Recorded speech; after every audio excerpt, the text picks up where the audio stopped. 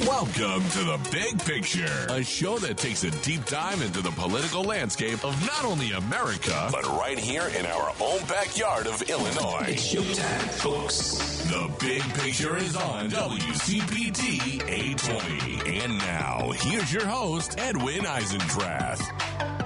Hello, my friends. Hello to those of you who have been home all morning and to those of you who've been out protesting. Wow, what a week, huh?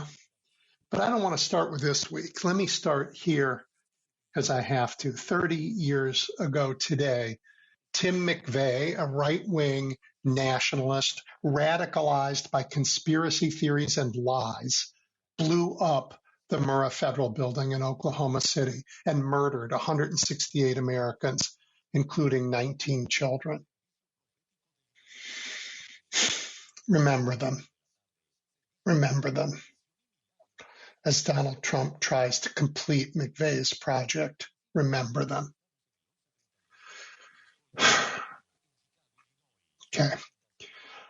Easter is the deadline set by Donald Trump for his cabinet to send him recommendations on whether to invoke the Insurrection Act. I don't know why he picked Easter, really. I mean, maybe in their twisted reading of Christian theology, giving Trump more power to send American soldiers onto American streets is seen as some kind of new resurrection. You can't put anything past these guys. The early reporting, if you can believe it, is that his cabinet will not recommend using the Insurrection Act at this point.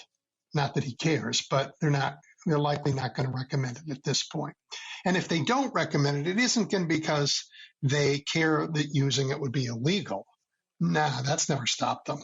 We've passed that point. What I think is it's a retreat caused by the ubiquitous outcry at the tyranny, all too evident in this corrupt regime everywhere.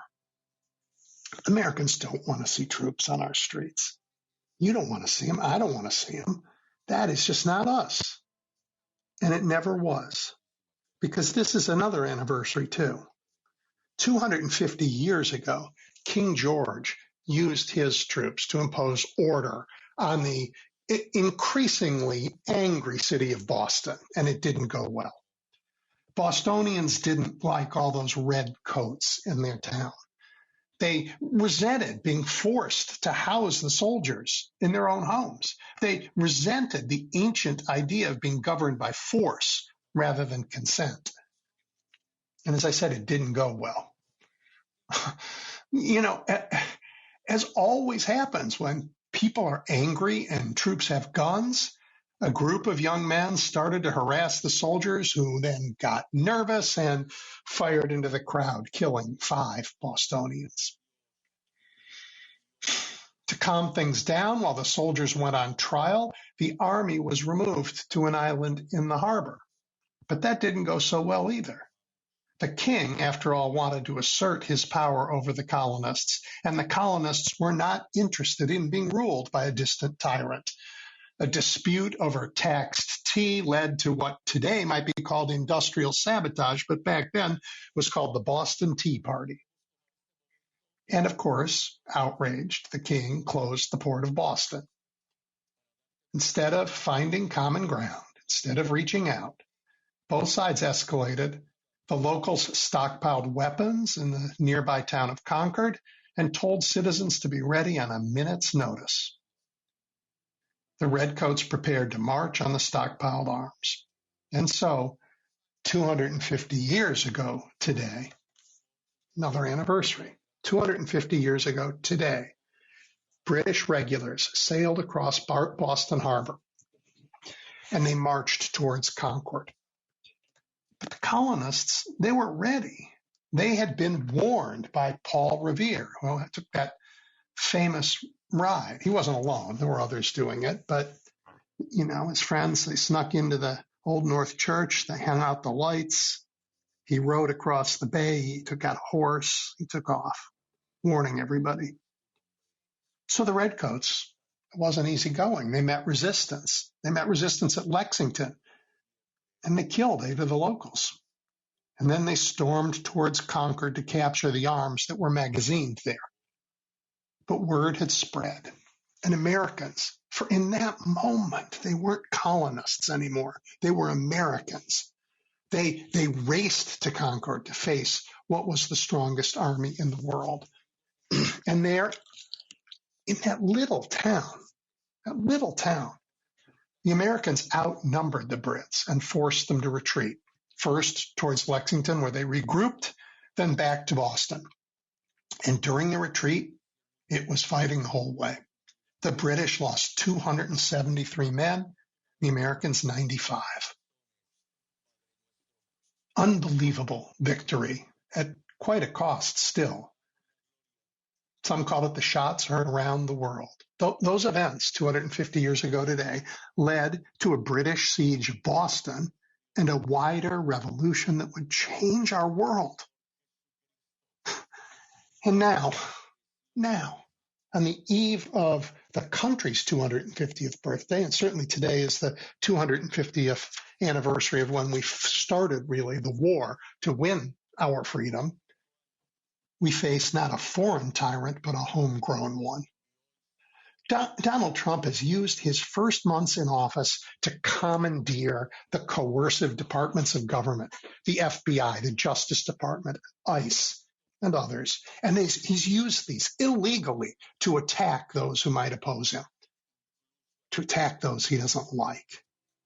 The first to fall was Congress. That great legislative body, maybe the most important in the world, certainly one of the first great legislative bodies in modern times. They didn't just fall silent. They confirmed the tyrant's nominees who would immediately dishonor their oaths. And they passed legislation in the continuing resolution that gave Trump even more power. Congress was the first to fall. And then next were the leaders of some of America's biggest businesses. Elon Musk, Jeff Bezos, Mark Zuckerberg. Instead of standing up for us all, they pledged fealty to Trump. They helped him. They are helping him. And then some of the country's leading law firms fell, led by Paul Weiss. The capitulation of big law made it harder for anyone opposing this administration to find counsel. And next, Columbia University fell. And with each capitulation, Mr. Trump looked stronger. He used his power to erase the names of Black Americans and women from official U.S. history. He used his power to kidnap people off our streets and send them to a foreign prison with no due process. He used his power to undermine our friends and allies around the world, certainly to undercut NATO and to abandon Ukraine and to give comfort to Vladimir Putin. He used his power to impose crippling taxes for no economic reason, but so that he could negotiate, not for a better deal for Americans, but for fealty to himself. And on our streets, vigilantes, some of whom were January 6 criminals he set free, threatened judges and lawmakers and anyone who isn't sufficiently loyal. Sorry, slip of the tongue there. But look, ordinary Americans, folks like you and me, regular people, like the folks at Lexington and Concord, we're not having it. And as each of those giants I talked about fell, we grew more determined to save ourselves. We marched. We protested. We took to social media and to the airwaves. We wrote. We called everyone we know. We would not be silent, and we would not be silenced. And by the way, our judicial branch did not follow Congress. Instead, they remained independent. And you know what? We, those of us who, despite all of the powers that had fallen to this tyrant, that we stood up mattered. It mattered. It still matters. But now some of those big powers are joining us. They're finding their courage at last. America's finance industry, pretty powerful group, once in bed with Trump, is now pushing back. They stopped him from capturing the Federal Reserve, and maybe they are responsible for limiting his push for more import taxes. It's good to have them on our side. Finally, some of the big law firms said no. They won't bend the knee to the king. And then Harvard, that most famous university in the world, refused to surrender.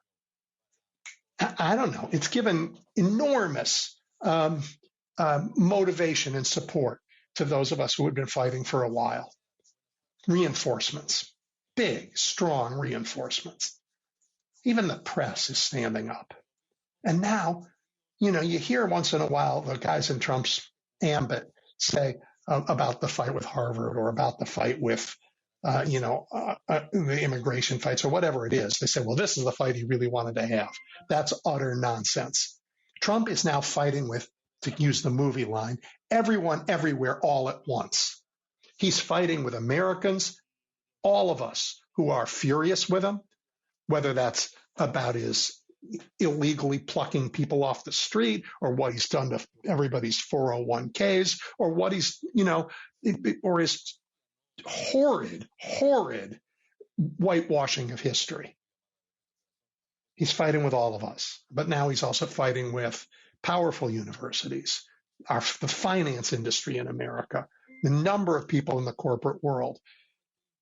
He is bringing all of us, amazingly, in this fractured country, together to fight for a country we love. He is fighting on all fronts. No doubt he feels like those British soldiers harassed in their retreat from Concord 250 years ago. Look, that was the beginning of a fight. This good news I'm bringing you doesn't say the fight's over. We're at the beginning of a very difficult phase in our history with this tyrant in the White House, lawless as he is, and the rest of us fighting back. And it won't be an easy fight. But I feel reassured by our new allies in this fight. I am ready for the battles ahead. I know you are too. We will not surrender to these people until our democracy is restored. I'm going to talk about that and many other things today with the fabulous Jill Wine-Banks and Holly McCall from Tennessee, Greg Sargent, who is the political reporter at the New Republic, and of course, David Pepper, who you all know. We have a great show. Don't go anywhere. We'll be right back. You're listening to The Big Picture with Edwin Eisendrath on WCPT 820. Okay, everybody, welcome back. Not yesterday, quite a while ago, Jill Wine-Banks swore an oath when she entered government service that she would protect the Constitution of the United States. Nothing in that oath says you will only protect the Constitution during your term in office. It doesn't have an exit clause. You raise your hand and you are bound the rest of your life. And Jill has honored that oath, fighting for the rule of law in some very difficult circumstances. And she's still doing it and educating all of us on how to do it as well. Hi, Jill. Welcome back. Hi, Edwin, and thank you for that very lovely saying. That was very, very sweet, and it means a lot to me because we need to all be defending the Constitution right now. We all have to do everything in our power to stop the onslaught of fascism, dictatorship, tyranny, whatever you want to call it. I don't want to call it anything, but unfortunately we have to call it that. That's what it is. I mean, yes. I don't understand anything about the members of Congress who swore that same oath you swore, that I swore, and stand by and watch this shredding of our Constitution. They're violating their oath every day. Well, I think the definition of what each of us can do to defend the Constitution, to protect democracy, is not clear. I think I get a lot of questions on, social media of what can I do? This is just from, people, ordinary people who want to do something and don't know what they can do. And I think in Congress, people are struggling to see what they can do. Is what Cory Booker did going to have a huge impact? I don't know, but it certainly motivated people. I think people were definitely, motivated by what he did. Is what AOC and Bernie Sanders are doing going to make a difference? It's motivating people in red areas to, be energized energized and maybe do something going forward. All of these things, did Senator Van Hollen going to El Salvador to meet with his constituent? So these are all things that can be done in the same way that people, obviously voting is something, getting out the vote, helping to register voters.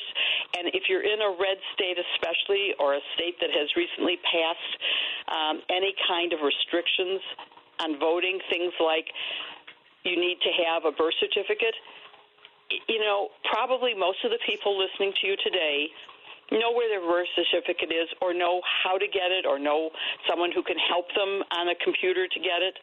But that's not true for a lot of people. And I would love to see little groups form locally to say, I'm setting up shop, on Saturdays from 9 to 12. If you need a birth certificate or a marriage license, because if your birth certificate says that you are Jill Wine and your name is no longer Jill Wine, that's not going to help you vote. You need to have something that shows that Jill Wine and Jill Wine Banks are the same person. And so why not have, when people set up at farmers markets, set up saying that you will help, and then start getting contributions so that people will donate money to pay for the cost of getting the license, because not everyone can afford the cost of getting a copy of your birth certificate. In states it costs, $10 or $25. Let's pay for that. Let's not have people not vote because of these obscene limitations on voting rights. That's a very, very good point. By the way, when I was talking about that oath in Congress, I was thinking of the Republicans, not the Democrats doing what they can.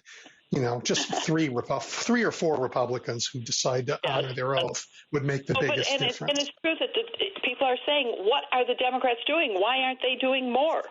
And the thing is, our Constitution is set up in a way that says the minority doesn't have all the powers that the majority has.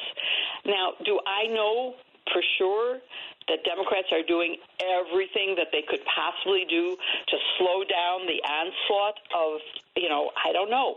Look at all the lawyers who are bringing lawsuits. There are over 150 lawsuits, and I bet it's way more than that.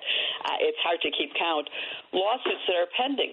Let's all applaud the lawyers who are taking on these cases, because based on what Donald Trump is doing, they're going to have their security clearances pulled, they're going to have their tax returns pulled, they're going to find themselves, they just went on a trip to Mexico and they try to come back, they're not coming back, they won't let them in. So we have to support those lawyers, and if there's any corporate person listening here, transfer your business to the firms that are standing up to Donald Trump. Stand up and transfer your legal work to Jenner and Block, my old firm that it stood up, to Perkins and Coie, to Wilmer Hale, to the firms that stood up. Go to them and drop Skadden Arps and all the other firms that caved. Yeah, I think it's good counsel. And, they aren't just getting... They are getting all those things that you said, but they're getting something else, too, from these crazy people. They're getting, photos of folks holding weapons saying, I know where you live and you have to do what the president says. This vigilante culture that he has unlocked is also terrifying, and they have to deal with that, too. I don't know if you read Heather Cox Richardson's Substack. If you don't, you it's should. Beautiful. She's brilliant. And if you saw yesterday's, it was the 250th anniversary. Paul Revere. I talked about that myself this morning. Yep. Oh, you did? Okay. So, but in it, she mentions how people fought back in the streets. I hope we don't get down to, having to raise a lantern in a steeple to say that the British are coming by land or by sea. But I think taking to the streets, it also made the point about why we need militia, which is not anything like the private right to have guns that the Supreme Court has said. I was very moved by it. Were you? Yes, I was. But I think she's a first-rate writer of her stuff, and it's always interesting. Absolutely. There are some things on Substack that and I have to mention my sister-in-law for my podcast, Joyce Vance, has a podcast called Civil Disobedience that is equally brilliant and a must listen to. And another sister-in-law has a YouTube show called Justice by Design. And, of course, my other sister-in-law has a book that's exactly on target, which is about the dis and misinformation in America, Barb McQuaid's book. Fabulous. Mm-hmm. Yeah, it's great. I mean, the media has its problems, but anybody who wants to find what's going on can. It's all out there. And there are really talented people following all this stuff and telling us not just the facts, but organizing them so that we can understand it. And your sisters-in-law are high on that list. Right. And we try in our podcast to break down each week 3 significant legal developments. Oftentimes it's very hard to pick which 3 we want to cover because there's so much happening every single day. It's unbelievable how much can happen. But, we do our best to try to get the news out. And then things happen. At 1 o'clock in the morning last night, the Supreme Court did something good. And that's on my list to talk to you about. So let's talk about that. Okay, go ahead. What do you want to know? Well, I mean, they didn't. I mean, I was sort of surprised by how clear and thorough they were for a change. I mean, everyone they've done so far has been on the margins. It's been about procedure, and maybe there's a way you can do it that's different than the way you are doing it. This one went to the substance. They left no room. They said you can't fly anybody out. Right. That was interesting. I mean, because just earlier in court in D.C., the administration said we have no plans to fly anybody out. And if they believed that, they wouldn't have stayed up till 2 a.m. to say you can't fly anybody out. I mean, I just think this was a real sense that the Supreme Court doesn't trust the administration. Well, I think it's a good sign going forward. They were very clear, as you said. I mean, they have used less than 100% crystal clear directives when they talked about the difference between facilitate and that was not as strong as I would have liked it. But this also says behalf of a class of detainees. It's not just one person. It's all these people. And by the way, I used to have something on what was then Twitter, and I may resurrect this. It was a hashtag called Say This, Not That. And I think that we have to use words that are exactly what we mean. So when they talk about deporting Venezuelans, without a hearing, we don't even know that those people are Venezuelans. They could be U.S. citizens, or they could be from any country in the world. When he claims that they are members of a gang because they have tattoos, let's look at the tattoos. Let's look at the evidence. The evidence is that Trans de Agua does not use any kind of tattoo as an identifying symbol. So we don't know that they are members of any gang. We don't know that they have any. We know that most of them do not have any criminal actions in America. And, I love that they said in the Supreme Court now the government is directed not to remove any member of the class, not just one person, until further order of this court. That, as you said, it can't be any clearer. And that's what it's going to take because they are looking, when I say they in that context, I'm talking about Donald Trump, Elon Musk, the entire administration, his secretaries of, you name it, Homeland Security for one, and they are doing everything they can to evade. And they're saying the word facilitate means only that if they show up at our border, we'll let them in. That isn't what facilitate means by any stretch of the imagination. Just look up in the dictionary. It's an action verb. It requires you to take action to do what is needed. And so they're just lying and cheating and avoiding all constitutional requirements. And the president is sworn to uphold the laws, and he is not upholding our laws. No, take care, it says, to enforce the laws. Exactly. He is taking care to erode the laws. So we don't know anything because there's been no hearing, no evidence, no nothing.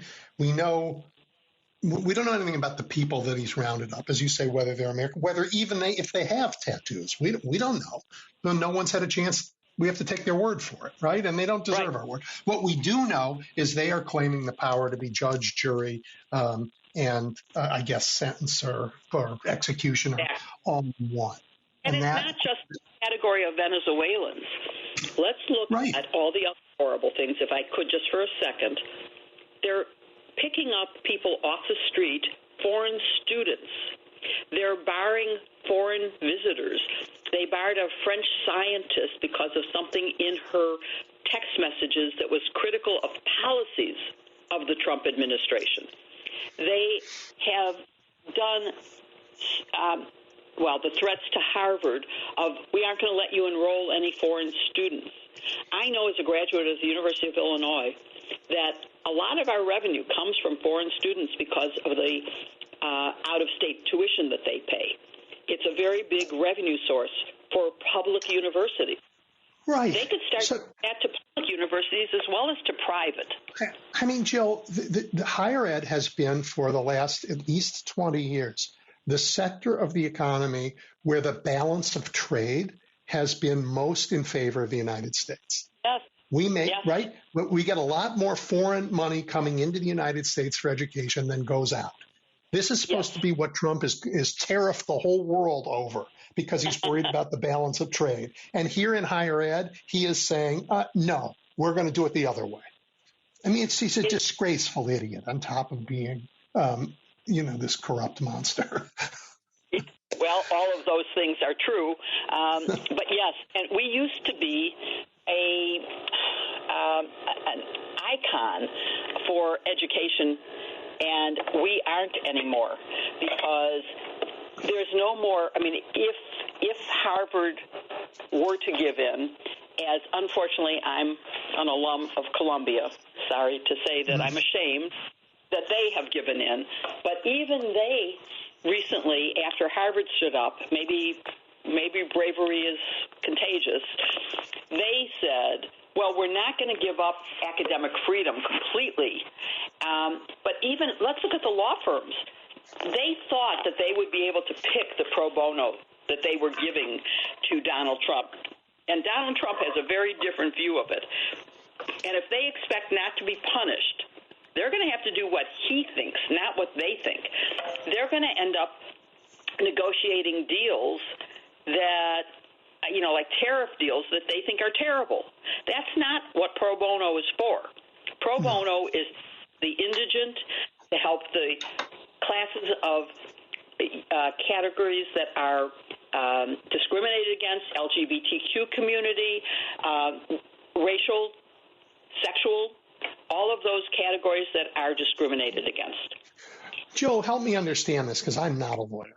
But I think pro bono work is volunteer work by lawyers, not paid work.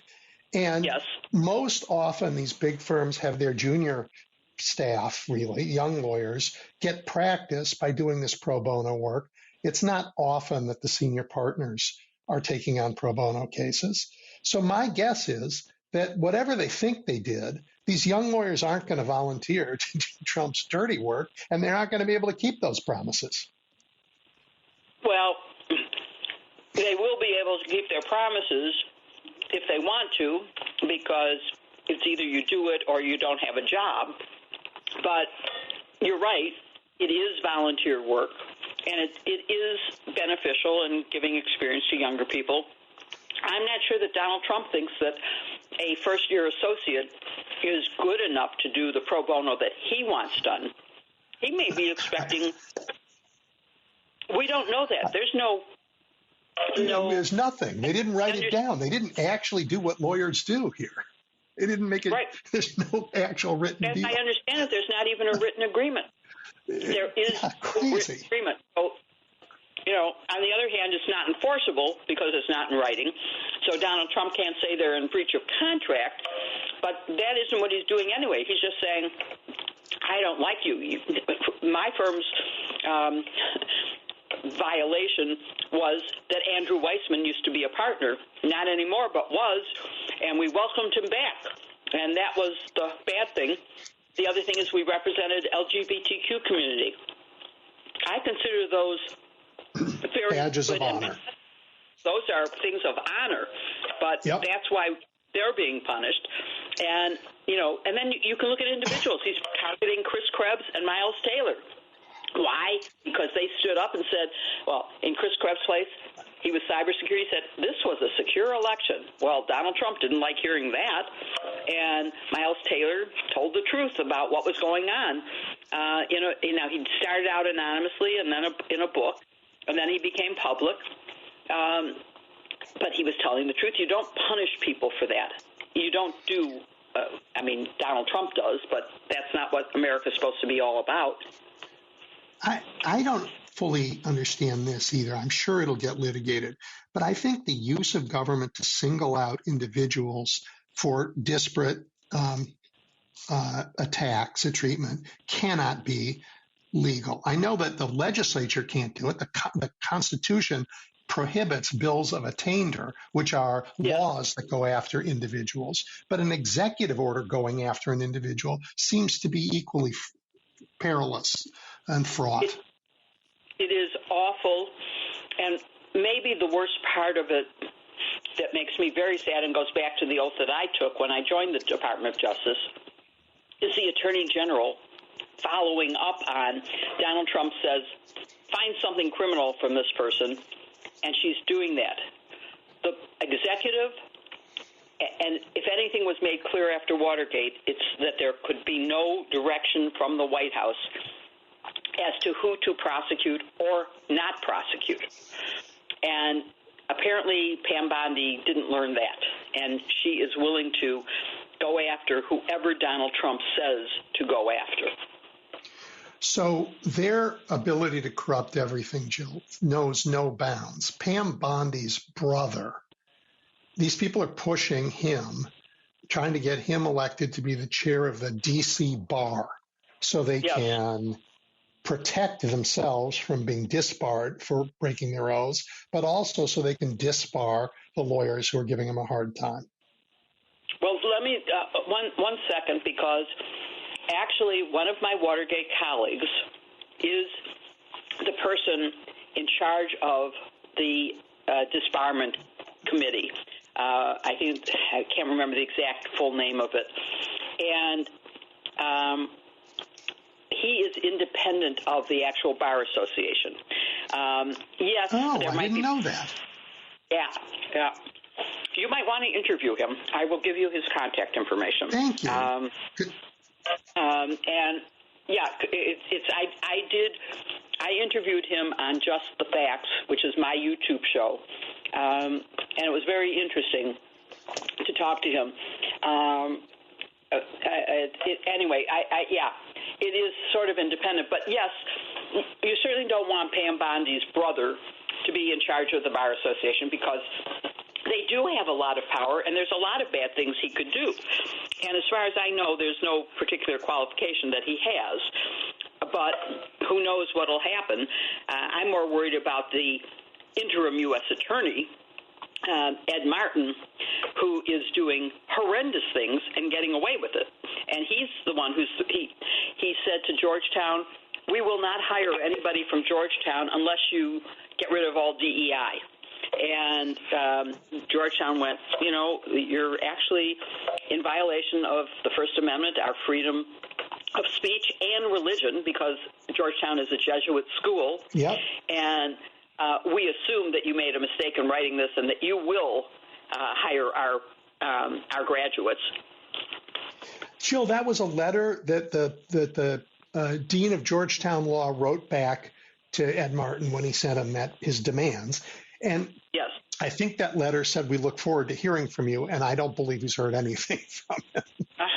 Well, it isn't public. I haven't seen it either. Right. Oh, my God, these are terrible people.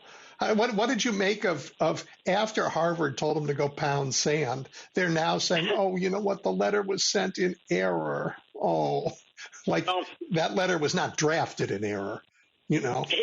First of all, it's almost hysterical that they would do that, but it's also totally in contradiction to the fact that because they got a response, they have now said, and we're going to take away your 501c3 status, and we might bar you from enrolling any foreign students. Yep. We'll take away your right to do that. So if they didn't mean it, and they realized they didn't mean it, that it was just a draft for internal circulation that they decided was really stupid and dumb, as you and I would agree it is, and that they weren't going to send it, but somehow somebody sent it anyway, then why are they punishing them further? They certainly wouldn't have to do that. That it's such a blatant lie. It's because now other schools, as I said, Columbia even is sort of going, well, maybe we should defend Harvard.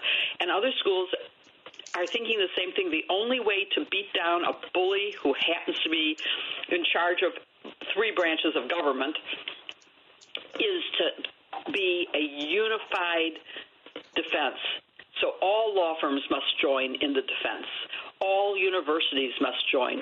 And I know from a conversation with the president of a very prestigious Eastern school, not to be named, that the president is afraid to speak publicly because it might bring additional punishment to that particular school.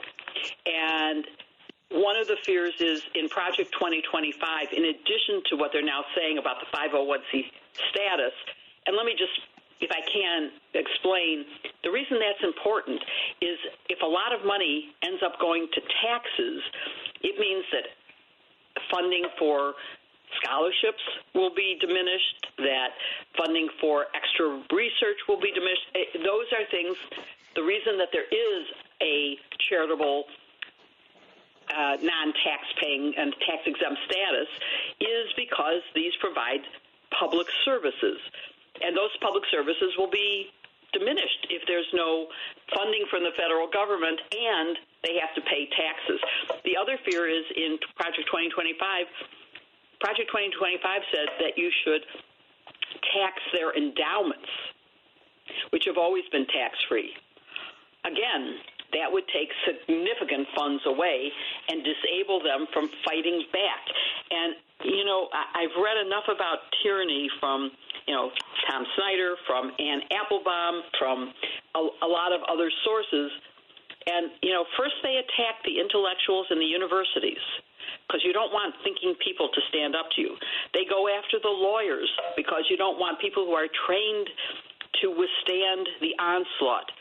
Those are the first 2 categories. And look at what they're doing here. Universities and law firms are being attacked.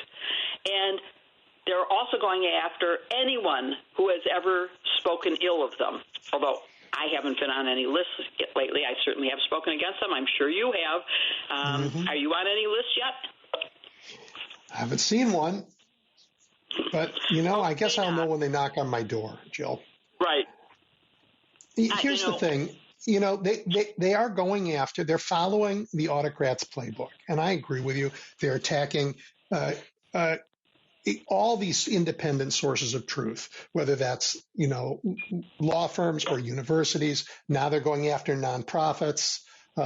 They've certainly gone after labor. But here's the thing they can't go after. They can't go after the American people. And the American people are showing up on the streets and giving courage back to these big guys. So, okay, so now Harvard's joined the fight, and maybe some of the other universities will too. And now, you know, that Jenner and Perkins Coie have stood up. Maybe the ones who've capitulated will walk away from their non-deal deals and see the light and join the the rest of us saying there's something worth fighting for, and it isn't like a third house on Martha's Vineyard. You know. That was very good. I like that. We talked about what the Supreme Court did, but there's also the case of Abrego Garcia, who let's talk about that. Yep. And he's still in detention, even though they admit they wrongfully, by error, deported him. Even though there was a non-deport order in place, and even though, of course, he's done nothing wrong, and he also, and I'm thinking of, the reason I'm thinking of him is because you mentioned labor unions. He is a member of a labor union, and the labor union has come out strongly saying, release him. He is a brother. And I think that's an important thing. And eventually, these things are going to cause what David Brooks has called for. I don't often agree with his politics. He's much more conservative. But welcome to the fight, David. But took you long enough. Welcome. Did you see the editorial where he said, we need a mass protest. We need everybody to come together, which would include labor unions, independents, Republicans who are thinking people, Democrats. We all have to come together to fight what is obviously a clear, it's not even a slide, it's a run. A tyrant in the White House, no question. No question. Yeah, it's really bad. But look, on the plus side, the judicial branch did not follow Congress into craven submission. And the judicial branch has, by and large, maintained its independence and held its head up. I mean, the judge blocked a massive firing at the CFPB this week. They've been doing their job. Jill, are you still there? Or is it me that's gone? My apologies, everybody. I was probably on me. I might have disconnected a headphone. I don't know what I did, but I couldn't hear anybody. So we took a brief break, and I'm back. And Paul, were you able to find Jill? Yes, I'm back. Hi, Jill. Sorry about that. No problem. Technical glitches happen. Yep, the fun of live radio. Hey, Jill, this is let me just change the subject for 1 second. This is the 30th anniversary of Timothy McVeigh's bombing of the Murrah Federal Building. And, I was in the federal government then. where I worked at HUD, and it had the biggest office in that building. And some of my colleagues, actually 19, I think, of my colleagues died that day. And there were 19 kids killed as well, and 168 people total murdered by him. I just think we didn't learn our lesson about right-wing violence. These folks who were lied to and radicalized about Waco and Ruby Ridge. And to me, there's a straight line from that to this moment we live to January 6th and to this moment we're in. And honestly, to me, it feels like Donald Trump wants to complete Tim McVeigh's project. To destroy the government and make this, whatever this right-wing nationalist fantasy is. But whatever that is, it's not recognizable as the democracy you and I know. Well, I don't know enough about Timothy McVeigh's political beliefs. I believe Donald Trump is motivated by ego and power, and so is Elon Musk. And the only thing I can think is that it is his desire to be a king, to be a tyrant, to be in total control of everything, to do whatever he wants for his own benefit. And we certainly know that he's benefiting economically, and we know for sure that Elon Musk is benefiting. And there's now a movement to try to enforce the special employee category, which would mean he has to be out of government by the end of May. So let's see what happens. That is a clear law that you cannot serve as a special employee. He'd have to agree to be a an actual employee, subject to disclosure, all of the financial disclosures and everything else. I don't think that's going to ever happen, so maybe we'll be rid of him. But I don't know. I think he has done enough damage already that it doesn't matter if we get rid of him. It's too late.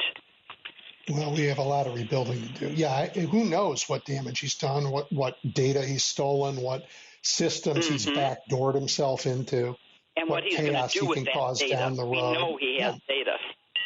Yep. Very dangerous. All right, but before I lost my connection, we were talking about how the judiciary has held a little bit, and they've made pretty brave and solid rulings, really all over the country. I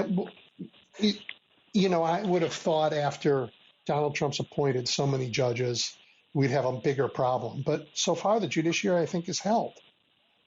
It has, and that includes Republican appointed. And I say that and want to say I don't think it should matter. Judges are supposed to be neutral. They apply the facts to the law to the facts for them, and it doesn't matter who the plaintiff is or the defendant. It doesn't matter what their political affiliation is or their religious or their gender, any of those things. But more and more we're seeing selective picking of judges who will be more likely to rule a certain way. And if it gets to the Supreme Court, we have finally, in this 1 a.m. ruling, seen that maybe they're understanding the consequences. They gave immunity for, quote, official acts within his core powers. And now they're seeing that maybe that was a bad idea and that they're not going to extend in any other way if they can help it. And maybe they are seeing how he's totally abusing his powers and are going to try to stop it. And it was 7-2, so that's a pretty good sign. Two. Everybody knows the two, right? Thomas and Alito. Right? Naturally. Who else would it be? We've seen that. We've seen a pretty consistent pattern of Amy Coney Barrett and Justice Roberts, Chief Justice, being the middle people. So you have, at least 5, and that's all it takes, 5 that are thinking about things. Not, they don't go 100% one way, but I feel safer knowing that, don't you? Right. I do, too. I mean, they want the law to say things that you and I think are appalling, but they believe in the rule of law. Yes. Yep. And I can live with that right now. Sure can. You don't have a choice. They're going to have to rule on whether the tariffs are legal, whether those emergency powers that he's claimed are legitimate. All of this is coming to a head pretty quickly. It's all going to end up there, and they're going to be overwhelmed and unable to take any cases that aren't related to constitutional issues raised by Donald Trump, because there are so many of them, and they can't let them linger. No, they cannot. And we're only 100 days in to this administration. That leaves, I don't know the exact number of how, but it's basically another 4 years. But we only have 2 until the midterms. And a reversal of the composition of the House and the Senate could control his most outrageous stuff. Right now, a minority cannot stop it. And unfortunately, they've been pretty smart, and the Republicans in general, have plotted evil in such detail. And when you read any of these executive orders, read the one about Jenner and Block, and it really is cruel and evil and detailed in ways that you cannot believe they thought of all of this. And then they thought of, let's spirit these people out of the country, and then we can say, well, they're not in our jurisdiction anymore. Well, first of all, let me just say, no one is making the argument that I think is obvious, They are still in your jurisdiction. You are paying for them to be housed in another country, which is no different than if you were paying to house them in a federal prison, in a state prison, or in a private prison in America. They are your prisoners, and you have control over who you pay for and who you want there and who you don't. Just go and pick up whoever you want back, which should be That's all what of them. Bukulele said, or else too. Authorize holding a U.S. judge going to the prison. Yep. I'm sorry, I called it a prison. Let me rephrase that. A prison is where you send people who have been convicted of a crime and have been sentenced to a determinate term. These are people being put in concentration camps. They are being pulled off the street without any evidence they did anything to justify their being there. Nothing at all. And so I can't call it a prison. I can't even call it a detention center. It's a concentration. I call it a dungeon, but a concentration camp's pretty good, too. Yeah. Anyway, so the point is they could send a judge to that location and have the kind of hearings, and the government should pay to send judges and lawyers for the petitioners to, who want to get out of that place, to be able to show that they are either green card holders or just that they're here on whatever legal visa, and let them make their case that they are not they don't make the case. The government has to prove that they are deportable because they are gang members, for example. And what about all the students who are being told by universities, don't leave the country because you may not be able to come back? What about all the students who are saying, I'm not coming to America next year? I'm passing up on that opportunity because it's too awful. People who are in the middle of their studies are being sent back home. They're being detained. They're not even being given the decency of saying, we are revoking your visa. You must leave within 24 hours, 48 hours. They aren't even letting them pack up their belongings and make arrangements to leave. It's just so wrong and so anti-American that it makes me nauseous. It makes me totally sick. Well, I hate to leave on that note, Jill, but we are out of time. Thank you for joining me. Well, let's leave on a happier note, which is everybody has the power to do something. We saw it in Watergate. We saw it in Vietnam. People power matters. Take to the street. 250 years ago in Concord. Today. Yes, exactly. Yep. Exactly. Thank you, Jill. Thank you for the opportunity to vent and for the good conversation. Thank you, Edwin. Talk to you soon. Bye. Bye-bye. Bye. All right, everybody, we're going to take a break, hear the news, and we're going to go to Tennessee. You're listening to The Big Picture with Edwin Eisendrath on WCPT 820. Okay, welcome back, everybody.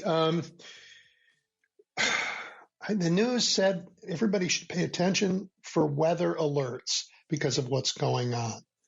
I don't know how we pay close attention when these guys have cut the weather balloons. They've cut the National Weather Service. They've cut NOAA. And here we are heading into tornado season. Just more nonsense. Anyway, let's shift focus a little bit. Let's talk about Tennessee. And I can't do that without calling up my friend Holly McCall, the award-winning editor of the Tennessee Lookout. She's been on a few times. You guys know her. We are really lucky to have her share that interesting state's goings on with the rest of us. Hi, Holly. Edwin, hello. And the first thing I should do is apologize to all my friends in Chicago for standing you up last week. No need. We got through it. We had a nice chat with a few others, and it worked out just fine. And you gave people a chance to call in at a time I usually don't open the phone lines. So we had some fun. Well, I apologize profusely, and Chicagoland, Edwin is gracious to give me another opportunity. No, Holly, love these conversations. So one of the other people who's coming on later is David Pepper, who taught, I think, all of us to pay attention to what goes on in state government. His note, he said, look, the real attack on democracy has been happening at the state level for a long time. on the Supreme Court protected them, but it's been going on in the states, and it's still going on in the states. So we have to pay a lot of attention there, even as we look at what the Trump administration's doing in Washington.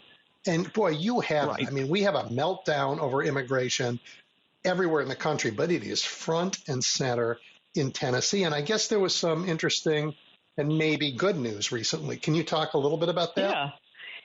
So, I know people get sick of hearing me say this because they think Tennessee's some little yeehaw state that has Dolly Parton.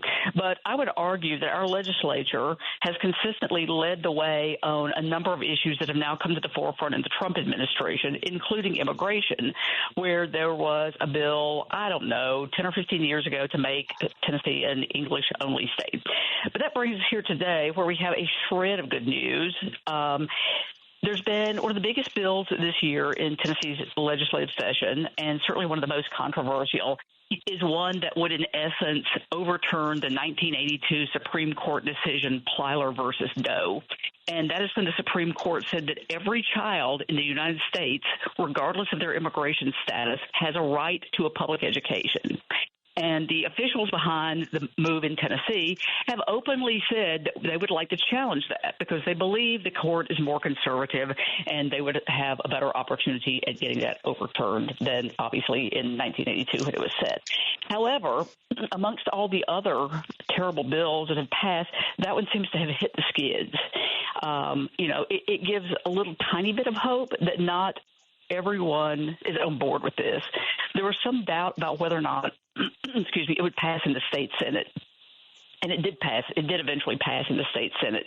I think there were 7 Republicans who crossed over and voted with Democrats against it. And now in the House, there are also a number of representatives who won't talk on the record because they don't want to alienate their leadership, but they have said that they are not comfortable with that. There are still people who, at the least, at the bottom line, do not feel like children should be attacked and punished. Why does the right wing? Just help me understand the mindset. What is it? What possible reason is it that the right wing thinks we should not put these children in school? I mean, their families pay taxes like everybody else when they're here. Right. Why shouldn't they get schools? They should pay for our schools, but we shouldn't let them in? What's the thinking? Honestly, I think there are, state legislatures are not filled with rocket scientists. Neither is Congress, for that matter. And I do think, and I'm not saying this to be ugly, but I really think there are plenty of lawmakers who are ignorant of the fact that even people who are here without permanent legal status pay taxes. They honestly don't know that. There's also, there's so many people who are just afraid to buck the Trump agenda. So you're asking me, and I'm telling you there's several reasons. And then there's also, there's still a fair amount of racism and demonization of the other. And, that's an American thing. We saw it with Irish Americans, Italian Americans. One of the most disgraceful episodes was with Japanese Americans during World War II. And now Hispanics are being demonized. Well, the idea that they think their state could be better off with a bunch of uneducated kids, or maybe they just think this is part of making things miserable, so immigrants won't. They don't want to be here. Yeah, I think that is part of it. I was on a panel a few weeks ago with it was a pretty varied panel, but there was a Democratic lawmaker on there, and he used a phrase, Representative Vincent Dixie of Nashville, that I had not heard before, but I think it is pretty accurate. He said there are 2 types of people at the legislature. There are the crazies and the cowards. And he said, the crazies, there's not that many of them, and they are like the true believers. They are the true believers. And he said that he could deal with them because even though he thinks they're wrong, they are doing this out of a genuine belief. And he said, and then there are the cowards, the people who know what they're doing is wrong, but just go along with it anyway. The person, the senator who is sponsoring the bill, this Plyler versus no challenge in the Senate, has typically been, I mean, he's a decent guy. He's budget and finance chair. I don't know that anybody, even Democrats, have never particularly had a big beef with this guy until this year. And he just kind of lost it in a couple of committee meetings, because these committee meetings around this have been packed with protesters, white people as well as Hispanic people. And like one day in one of those heated meetings, he said, it's really hard to be here and do this. And I felt like that was his way of saying that he knows it's not right, but he's doing it anyway. Yeah, well, that's not what people send you to office for. Well, it's not. And I wonder with him and some others, you know, as the Republican Party continues to move, I mean, it's not really a Republican Party. It's the party of Trump and neo-fascism. And as it moves further right, somebody like him, who is a fiscal conservative, there's less and less room for him. And if he wants to stay in office, he's going to need to try to make peace with those people further out. And that's a problem in federal government with the Congress as well. And eventually somebody is going to have to, and somebody will start standing up and saying, look, I don't care if I get reelected. This is wrong. I don't know how long that's going to take. Well, I mean, the gerrymanders that everybody's written into maps all over the country make that a harder problem for them. Right. Yeah. Right. So they retreated on this bill a little bit this week. And I just see that retreat, you know, echoed in things the Trump administration is doing too. I think they overreached so terribly, you know, since the last election. And Americans are so appalled, you know, and that's whether it's people who just care about their wallets and the tanking of the markets because of import taxes, tariffs, or people who don't like to see people plucked off the street and sent to foreign dungeons without any due process. You know, Americans, I think, are angry about this, and I suspect that maybe it's given enough of a spine to a few people to have killed that crazy anti-child bill in your state. You know, I think it's going to take, like, a few people have to stand up and be open about this. Like, even on this bill, nobody's willing to speak out publicly because then they'll attract attention. And, you know, there are a couple of people. There are a couple of people who've spoken out, but in the House, it's more about the people who they don't want to have to be called to vote on it because they don't want to vote for it. But if this goes to a House vote, then they're going to be torn. Like, do they anger their leadership and primary voters, or do they do the right thing and vote their conscience? And, you know, the House Majority Leader has expended so much energy on trying to kill sales of hemp products, you know, which we won't even get started on that. But anyway, he's expended so much of his capital on that he just doesn't have the capital to try to ram this through. Now, that's not to say that we got a few more days left in this legislation, and we talk a lot about zombie bills that appear to be dead and come back to life. So something could flip, and it could still go to the House floor and pass this week, but the chances are looking slim. Good. However, if you'll let me jump in just for a minute, and you can shut me up, but it's not just that one bill. You know, Tennessee has led the way with a couple of bills that nobody else in the country is doing. There was one that did fail. Again, that's good news, and it gave, again, immigrants who are here without permanent legal status 72 hours to get out of the state, which to me is like, it's just incredibly stupid. And it's like some goofball Old West mentality where, boy, you got 72 hours to get the hell out of the state. And thank God that one failed. But, you know, Tennessee just continues to push out. So that's why when I tell people, like, you shouldn't pay attention to Tennessee, because consistently my state has led the way with immigration, with not just immigration, with legislation that we then see propagated in other states. Yeah, I think that's right. I mean, you and Kansas in some sense, Wisconsin for a while, certainly in the Scott Walker years, was playing that role. So the Republicans are smart. They understand that, national policy is made state by state, and they look for states where they can drive these things through to get them enacted, and they learn from their mistakes, and then they go on to the next state. And we have to pay attention. People don't pay attention to states like they should, but I think we have woken up. I mean, the abortion debates across the country certainly woke people up a little bit to that.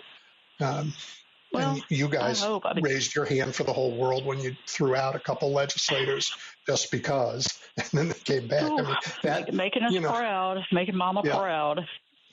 And to be fair to people, when I'm saying like they need to pay more attention to their states, it's hard because in the last 9 years in the Trump era, they're just, to use one of Steve Bannon's terms, they continue to flood the zone. And it's really hard to take your eyes off the complete circus, the evil clown show that is going on in Washington, even though I run my mouth, and I think you do too, about the fact that you really should pay more attention in your states because that's where your vote can have the most direct impact. And people will come to me and say, well, oh, my God, what am I going to do about Trump? I was like, look, man, there's nothing you can do. However, you can show up at the legislature. You can vote. You can run if you want. You can support candidates. But, I mean, Trump, there's not a whole lot you can do from, Dyersburg or Morristown, Tennessee. Well, I'm going to challenge that a little bit. I think people can fight both fights at the same time. I mean, did Trump? I can't remember. Did he? Did you have an IRS office in the state? They canceled the lease and unemployed people. Do I remember that right? Yeah, IRS, Social Security. Yes, correct. Where was that? That was. I wrote myself a note. I wanted to ask you about that. Well, one was in Nashville.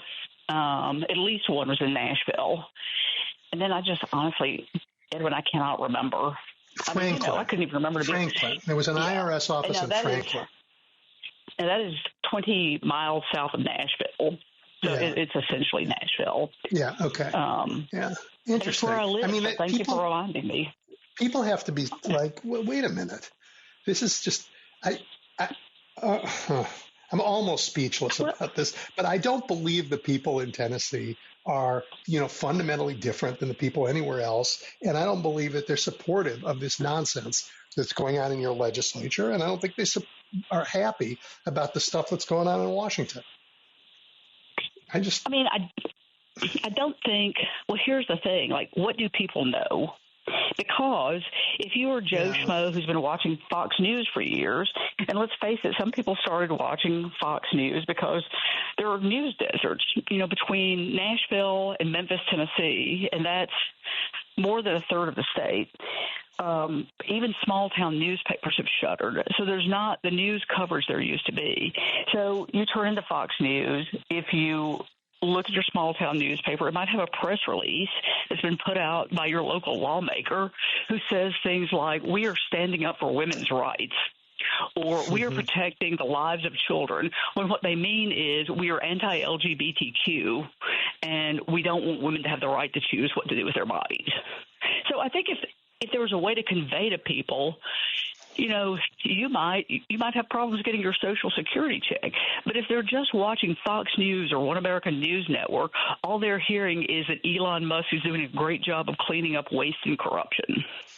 Yeah, I know the lies are everywhere for sure, and a lot of them. You wrote something else. I took a look at your columns, and I think there are quite a few of them that are about corruption. Just flat out corruption. And Holly, like colorful criminal politicians are not new in America. I served with quite a few in the Chicago City Council. A whole bunch of them went to jail. But I think there's something different about the crime in this era. Something, they took money to fix up, give somebody a curb cut or something. Right now, I think the corruption is different. It's somehow more fundamentally corrupt and more sinister. Do you have that sense? You've watched this for a while. Yeah, the word that comes to mind is brazen.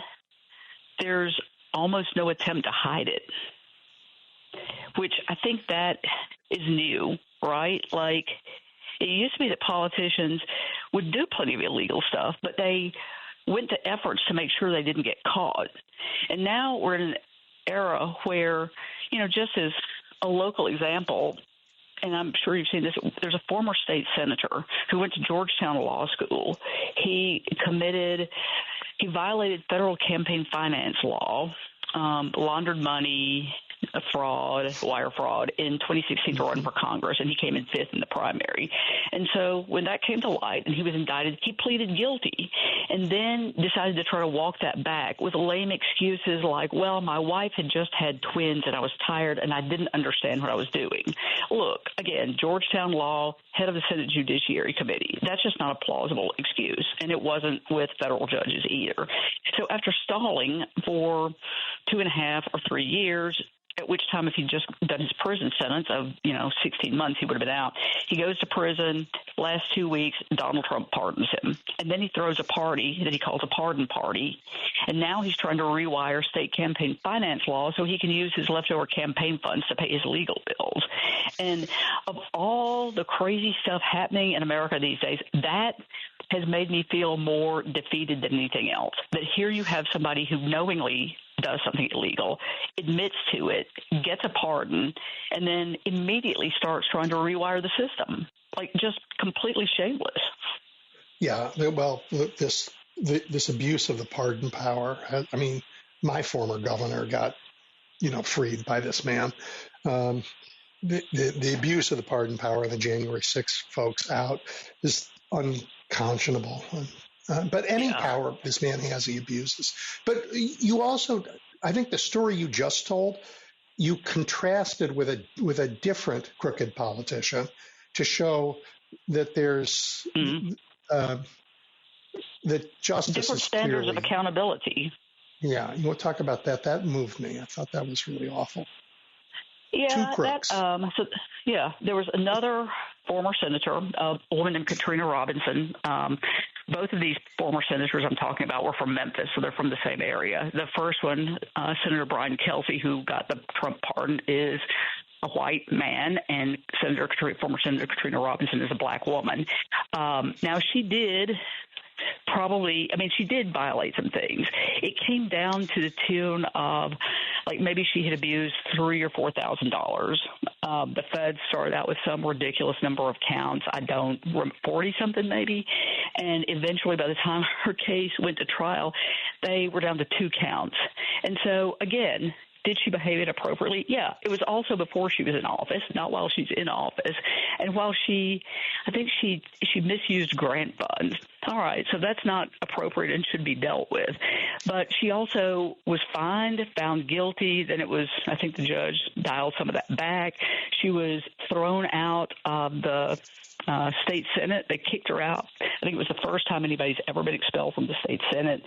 And that happened as soon as she was indicted. I don't even think she'd been found guilty yet. And it was kind of a kangaroo court.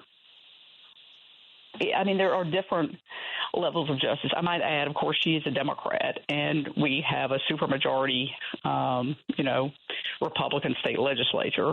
So there were only, I think, 5 or 6 Democrats who came to her defense, and it's just like it. And I know, it really bothers me to see the way the two of them were treated so incredibly differently. Yeah. Yep. Justice is supposed to be blind. It's not that she should be held accountable, and so should he. But the level, the magnitude, and the fact that he really has no consequences. He has none. Awful. Oh, awful. He wants to write a book about his experience. So I'm sure that'll sell well. Yeah. Well, I can't wait to see his account of 2 weeks in a federal prison in Kentucky. Bestseller. Hey, your senator, Marsha Blackburn, charmer that she is, might be the governor, I hear. Yeah, she's probably the front runner. And she's not a young woman. She's probably 71 or 72. I would guess there's probably part of the desire to be the first woman governor. She's running against a congressman named John Rose, who has earned a little bit of notoriety in the state himself. He married a woman when he was 46 and she was 21, maybe 22 by the time they got married. And he met her while she was in high school, and Future Farmers of America mentored her, gave her a college scholarship. They got engaged when she was 21. So I'm not going to put any words to what that looks like, but that has gained a little bit of notoriety. He's got a lot of personal wealth. I have no doubt that Marsha Blackburn's team will, behind the scenes, weaponize the rumors about his relationship with his wife. But then it also remains to be seen, is there going to be somebody else who gets in the race? We saw in 2018 there were two politicians who, one was further right, the other one moved further right. And while the two of them were fighting, our current governor, who was a businessman with no political experience, drove up the middle and won. And I think has been the worst governor the state's ever had. So, I was in the car for 8 hours yesterday with one of my reporters, and we bantered for probably an hour about the gubernatorial race. He's of the opinion that Americans don't like women in executive positions and that she's going to have a hard time. But, the South has elected some Republican governors, including Sarah Huckabee Sanders in Arkansas and Kay Ivey in Alabama. And I'm going to tell you one thing. I wouldn't bet money against Marsha Blackburn. Yeah, no, she's been very successful. She's a good retail politician, for sure. I mean, the fact that she is the senator who introduced the bills that enabled Doge, I think she introduced 6 of them. Doesn't make her my friend, for sure. But I don't get to vote on your governor. Well, I'll tell you this. There's almost nothing I agree with her on, but I have respect for her political skills. You should be good. Player recognizes player or something like that. But I think she's only lost one election since she started running for office in maybe 1996. And that's quite a track record. And she does these campaign schools around the state where she brings young people in and trains them on how to work on campaigns. She's built a whole machine. And, I see none of that from Democrats. None. They could do the same thing, but that's not going on. Interesting and sad. All right, we are out of time, and I had so many other things I want to talk to you about. So we're going to have to do it again. All right. Well, that sounds great. I hope you had a lovely Passover, and I hope your viewers had a lovely Passover and have a happy Easter. Thank you all the way around, and you too. Thanks, Edwin. Talk to you soon. Bye. All right, everybody, we'll take a brief break, and then I recorded an interview yesterday with Greg Sargent. You're going to like it. It's coming up next. You're looking at the big picture with Edwin Eisendrath on WCPT 820. Greg Sargent, as you know, is a staff writer at the New Republic. He hosts the Daily Blast podcast. He is an author. Uncivil War, Taking Back Our Democracy in an Age of Disinformation and Thunderdome Politics was ahead of the curve for sure. Greg, welcome back. Oh, thanks for having me on. I listen to your podcasts, and it always sounds like you know what you want to talk to your guests about. Honestly, I'm having a tough time now with that because I wonder about the balance between, educating folks about the daily effort to undermine, I don't even know what comes after that because it's not just the democracy, it's American society, as opposed to spending more time on what everybody can do about it once everyone's convinced that's what's happening. Well, the two are connected, aren't they? In order to get the kind of mobilization we need for this moment, people need to be made to understand how urgent the moment really is, right? I think so. But, our friends at the New York Times seem to have discovered there was a problem this week. Their columnists were all over, oh, my gosh, we need to have mass rallies or something. A lot of people, right. I think the judges, the very sober Republican judges who have written this week about the threat to democracy, I think that has been a moment of reckoning, at least for one group of Americans. Yes, I think you're right, especially this recent ruling from this conservative judge on the Court of Appeals in the Kilmar-Abrego Garcia case. He called what the government is doing shocking. And this is not a liberal judge saying this. We also had the Supreme Court declare what they're doing to Abrego Garcia illegal. And that was a 9-0 ruling, although there was some wiggle room in there that is maybe too complicated to talk about right at this minute. They said the government had acted illegally. So we now have, I mean, I guess, I don't know if OAN or Fox News Fox Cable, I won't call them Fox News consumers, have a clue about what's going on in the country and in the world. But they sure are checking their bank accounts and their stocks. I mean, at some point, reality is setting in, and I think we're at that point. It'll be a little while before we see it all reflected in polls, but they're already heading in the right direction. Yes, I think they are. I was very surprised by the New York Times. They described Trump's approval rating. They said it has barely budged in a piece that they were doing. The implication was supposed to be that Democrats, by raising alarms about Trump's world historical lawlessness, approval has barely budged. It's actually dropped substantially, and his disapproval has risen substantially.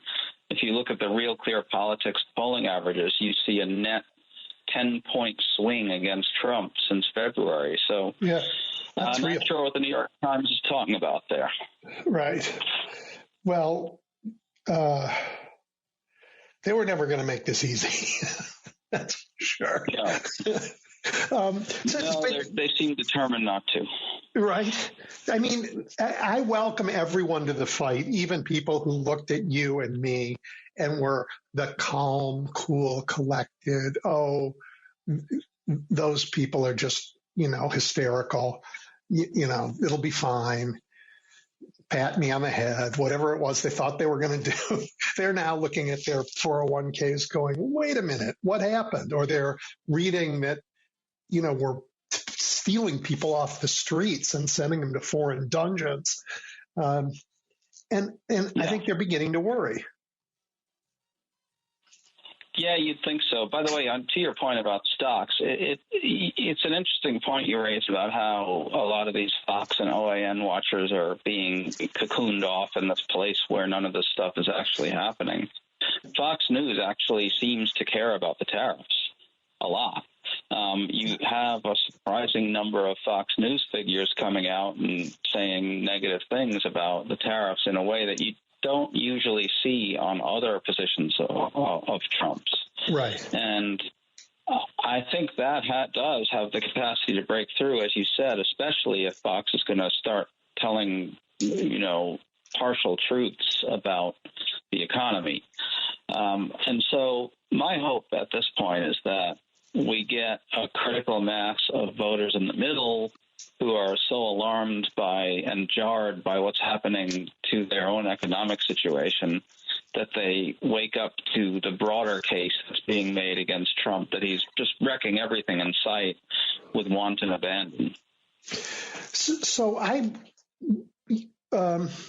don't know how we survive 4 years of this, even if all of America has decided that it's a disaster, because the government's a powerful thing, and stealing government data and doing God knows what with it, which Musk is doing, is also terrifying. We need to get 4 members of Congress, right, and a couple senators to do their job, and that would make an enormous difference. Well, I wouldn't write off. I understand that the Republican Party is a cult, and breaking with Trump is a death sentence and so forth, and we all know that. And the chances of getting what you're talking about, that kind of splittage, is slim.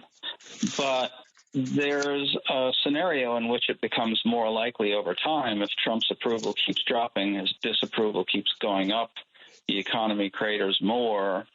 The lawlessness gets even more out of control. The government services get shredded and on multiple fronts. as the elections, the midterms approach, we are going to have an election in 2026, even if Trump doesn't want one. And House Republicans who are in vulnerable districts are going to have to do something to distance themselves from him if all that stuff happens. And so I'm moderately hopeful that we could see a change in the dynamic sometime next year. Yeah, I mean, if you at what poll number, at what level does he go down to that you start to see, people I mean, when the first day, when the stock market plunged, that very first day after tariffs, right out of the bat, there was Ted Cruz distancing himself from all of this stuff, which, looking very nervous. Boy, did that make me happy. Just a scared Ted Cruz was the greatest silver lining on a terrible day. Yeah, but absolutely. Right? What? Like if he gets into the 30s, I think he's plutonium. Yeah, I mean, one of the problems we face here is that he's always had a somewhat high floor in the low 40s around. I mean, I think he got into the 30s in the first term. And if you remember what did it, it was some combination of him trying to destroy the Affordable Care Act and him trying to get through his tax cut for the rich and corporations, which was an enormous giveaway to the very wealthy. He failed at ACA repeal, of course. He got tax cut. And I think people forget this, but the tax cut was a very big part of what drove the Democratic midterm victory in 2018, along with ACA repeal. Yeah. And so it looks like they're going to get that, because if there's one thing Republicans always seem to be able to do, it's cut taxes for very wealthy people. And so that'll happen. And so I think that could impact the midterm substantially.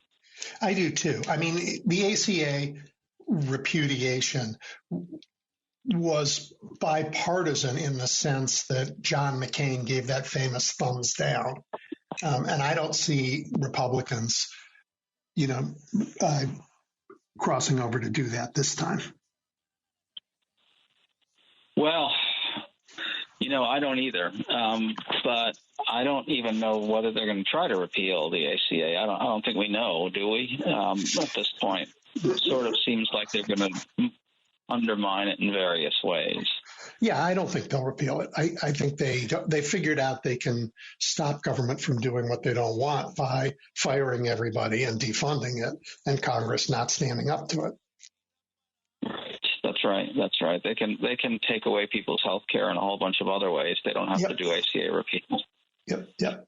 So their attack on America's government is breathtaking, but their attack on civil society is also breathtaking.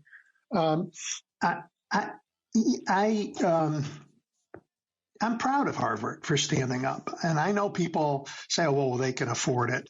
But, it's been my experience that the folks with the most to lose are often the last ones to stand up. And in this case, they stood up. Yeah, I agree 100%. I think Harvard doing this was a very important signal.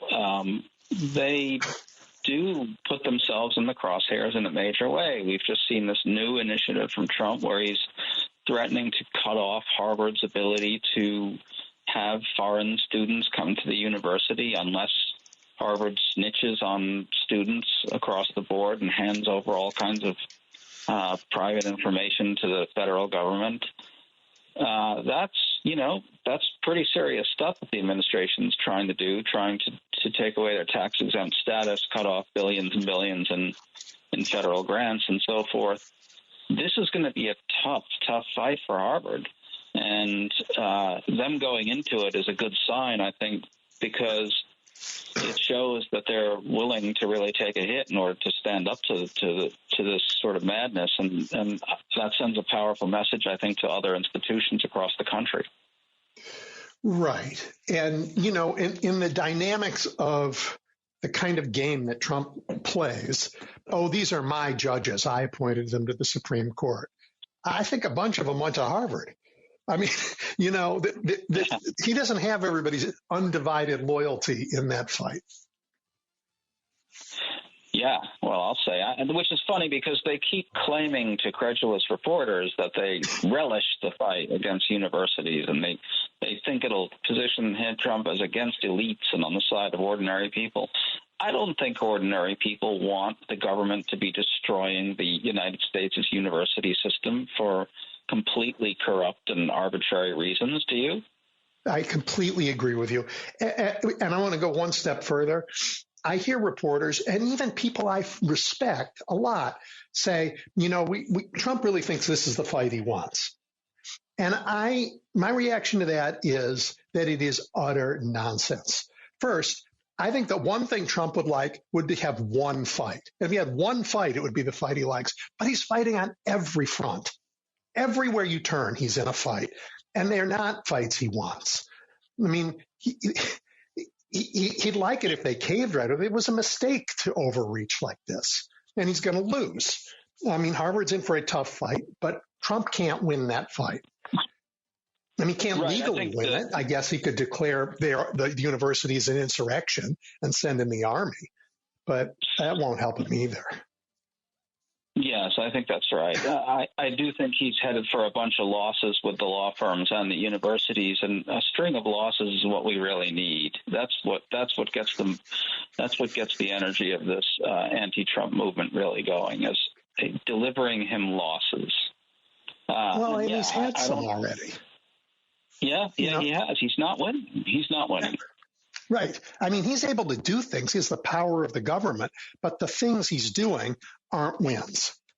They're action. And I know Americans, after Joe Biden, who I did a lot of good things, but Joe was not an energetic president, right? People want somebody who's out there who looks like they are actively trying to do stuff. And Trump checks that box. He's just actively trying to do evil stuff. But he checks the active president box. And people like that.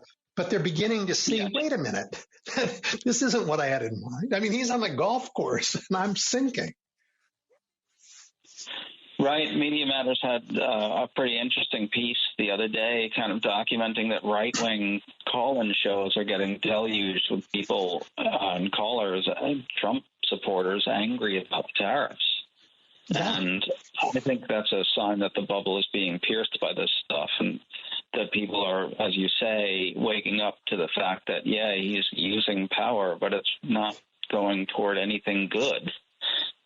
Right? And I don't see, right, with the universities, like, are people really going to think, it's great that Trump is cutting off foreign students? It's absurd. There's no way. Absurd. There's no way to support that. It's absolutely absurd. And I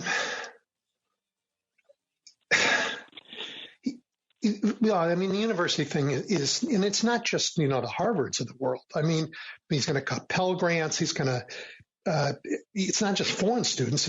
It's domestic students who aren't going to be able to go to college. It's going to be a smaller elite enterprise in their view. And that is also, unraveling like the GI Bill. It's going way back. And Americans, I think, aren't that stupid. They aren't.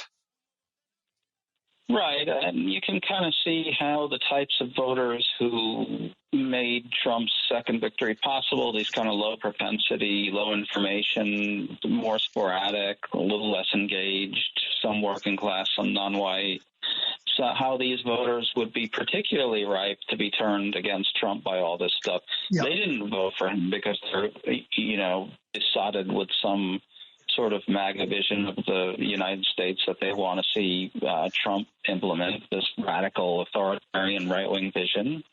They voted for him because they wrongly thought he'd keep costs down, right? Yeah. He had a lot of penetration in the culture with the working class, I think. A lot of these voters just sort of still view him as the guy in The Apprentice or whatever who built a bunch of skyscrapers in Manhattan and makes stuff happen.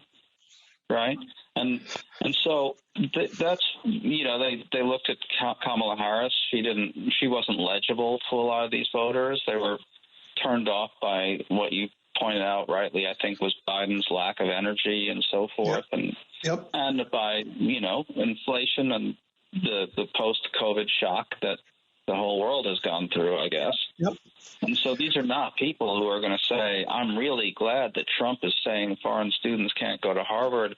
I'm really glad that he's kidnapping people off the streets for writing op-eds, right? So I think you're absolutely right. And here's this thing that I think is about to ignite in Trump's face, and it'll be a beautiful thing. The Teamsters Union supported Trump, only one. But the tariffs have slowed things in the ports. They've slowed imports. And this is going to take a week or two. But we are going to find that truckers are not trucking. That just like the bottlenecks in COVID did, we're going to see our ports working at, half capacity. And that means that goods aren't being shipped. And that means that millions of truckers are going to be going, this is not what I voted for, fella. And so I'm hoping that it's going to be like Paris, where all the truckers drive their trucks, and surround the White House and say, what are you doing? And that might happen. Yeah, no, it's a great point. Yeah. I mean, if the Teamsters get pissed off about that stuff, that'll be a big story for sure. Well, I don't know how they can't, right? They were promised, paradise by this guy. And he's just stopped a pile of imports. And the Port of LA is working at already less than capacity. This is going to be a huge problem for them and for us. I agree. It's a very interesting flag by you. I think that's definitely something to watch. I just see everything deteriorating more on pretty much every front. There's no reason to think that it gets better anytime soon. So I was once in the federal government. I raised my hand and I swore an oath. And it didn't, but by the way, it didn't have a term. It didn't say when you swear this oath, you no longer have to abide by it when you're out of office. That isn't in the oath, right? So once you swear to protect the Constitution of the United States, well, you know what? That's what you swore to do. I don't know how anyone is in Congress and sees the Constitution shredded every day and is upholding their oath. I don't know how anybody looks at Pam Bondi and says, we can let her keep her job another day. She is I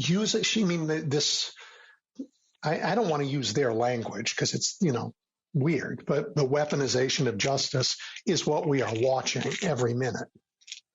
Yeah. That's another thing, by the way, that I can't see all these voters thinking is a good thing. Right? No.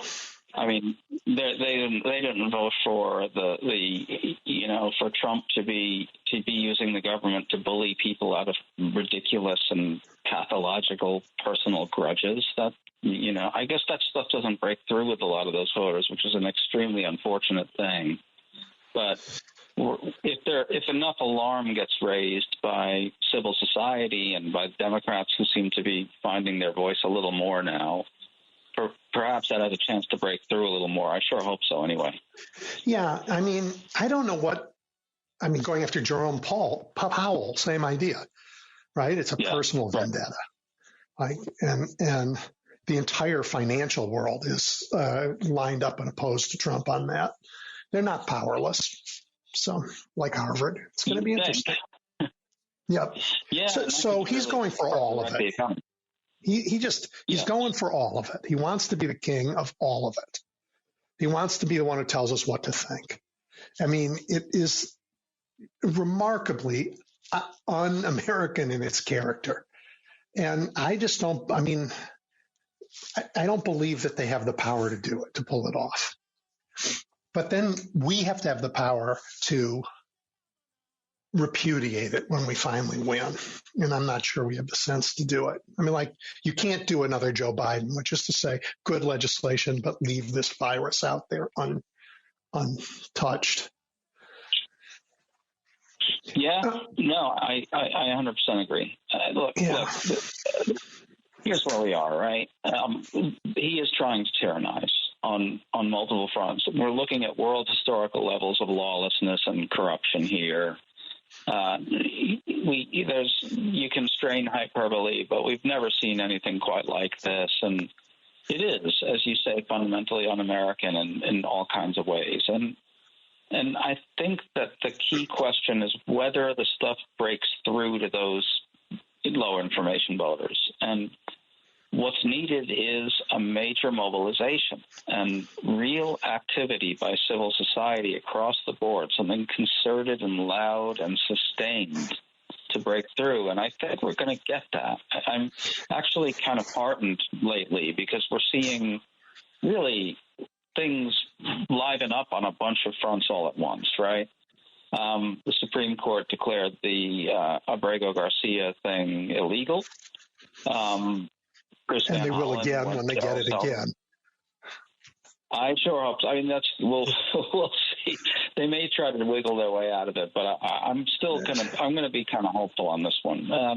Chris Van Hollen, senator from Maryland, Democrat, went to El Salvador. He had success. He staged an important gesture that I think, probably was on front pages again across the country, newscasts across the country.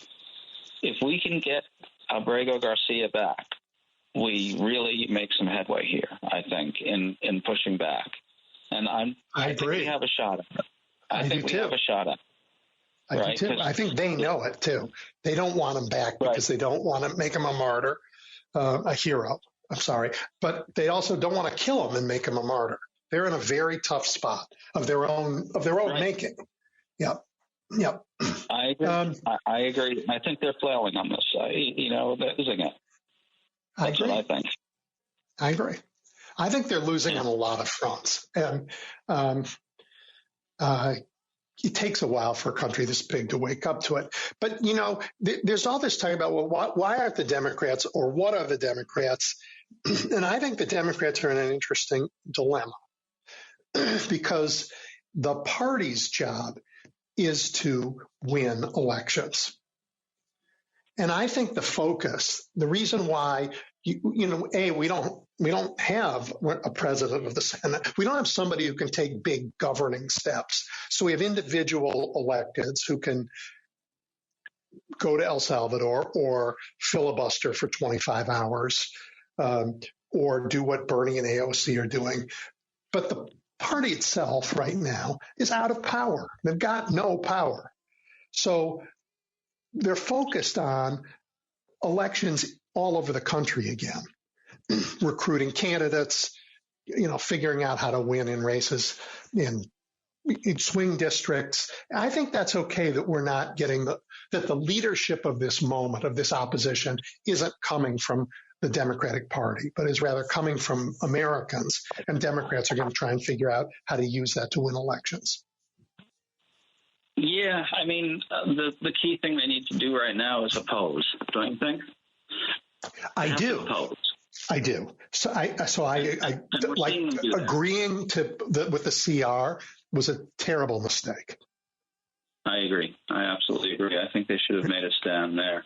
Yep, I do too. I'm sympathetic to the argument Chuck Schumer made. I understand why he was afraid of the adverse consequences of drawing a hard line, but I think everything pointed toward the need to do it. Yes, including the fact that it wasn't a clean CR and had in it a day isn't a day in order to allow these tariffs to be 100% run by the White House. Yeah, well, right, exactly. I mean, by the way, I'm not writing off the possibility of legal challenge of succeeding against the tariffs, which would also be a thing that really makes a lot of headway against him. I think that's right. I think that's right. Clearly, this is something about the tariffs that keeps getting lost and I think needs much more discussion, which is that it's not just ridiculous folly and ridiculously damaging economically. It's all predicated on an enormous abuse of power. The argument that they're making, for his authority to do these tariffs is just preposterous. I don't know. It's the war emergency in the courts, but it's vulnerable. Put it that way. Yes, as is the act that they have cited for their mass deportations. also legally vulnerable. Yeah. Right? So right. Look, all their arguments are terrible. They're terrible. They are, as you say, a lawless bunch. This is Teapot Dome. It's just so quaint. This is the biggest ripoff ever. I mean, I wouldn't be surprised to find someday that all this, closing the visibility into what they're doing with the Treasury and with crypto, that they're not just like sending our tax money into some crypto account that's theirs. I wouldn't be surprised. I really wouldn't. Yeah, I know that's the thing, right? And by the way, we should note that the press is not folded.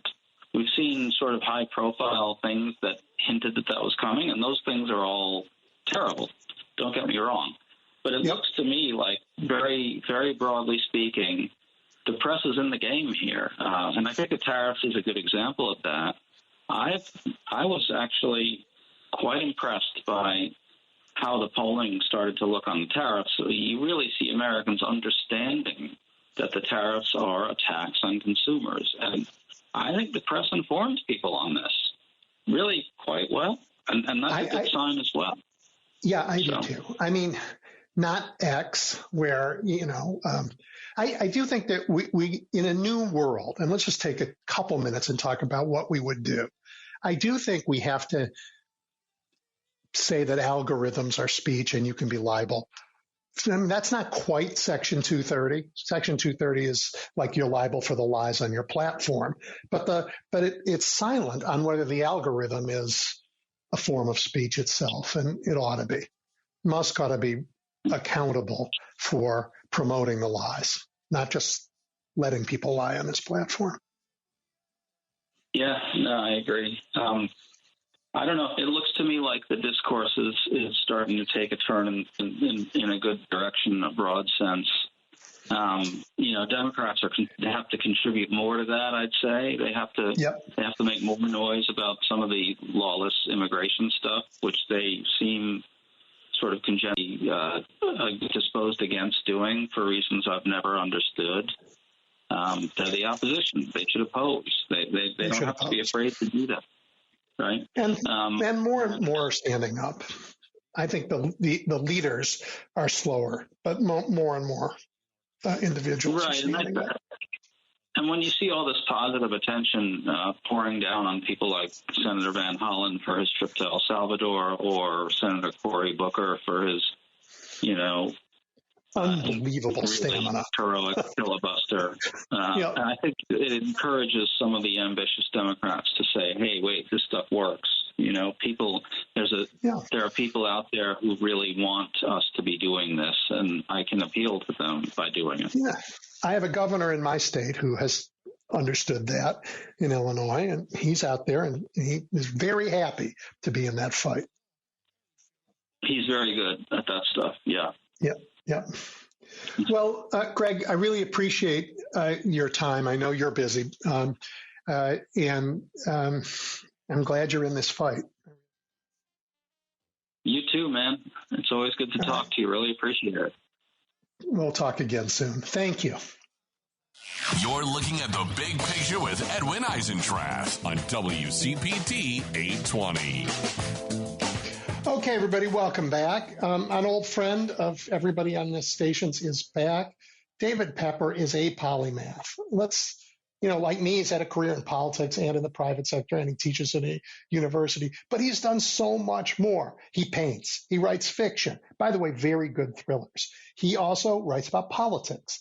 And let's just talk about that a little bit. Laboratories of Autocracy, which you should read, was among the first to sound the alarm that right-wing authoritarianism was, being tested by gerrymandered state legislatures. That was a lonely warning, and now I think it's widely accepted. He followed up with Saving Democracy, a user's guide, and increasingly, like today across America, people who have woken up to the horrors of this tyrant in the White House, they are, they're seeking out and using the strategies that are in David's book.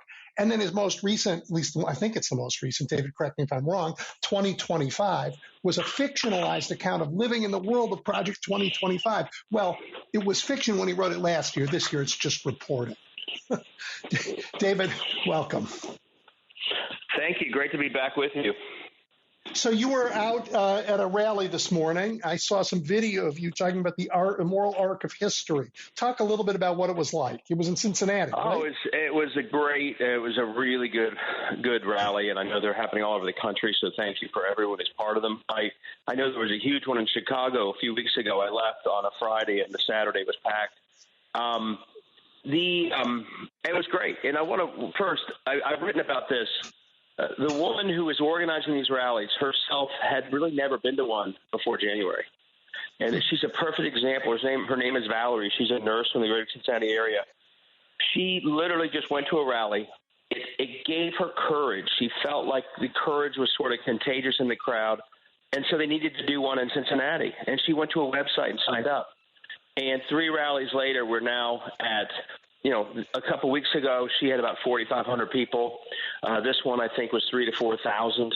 So it's not only that we had all these people there, it's a great example of someone just deciding, based on her reading of history and her seeing what was happening, she needed to do something. And so all of this area is rallying around one person's decision to make a difference.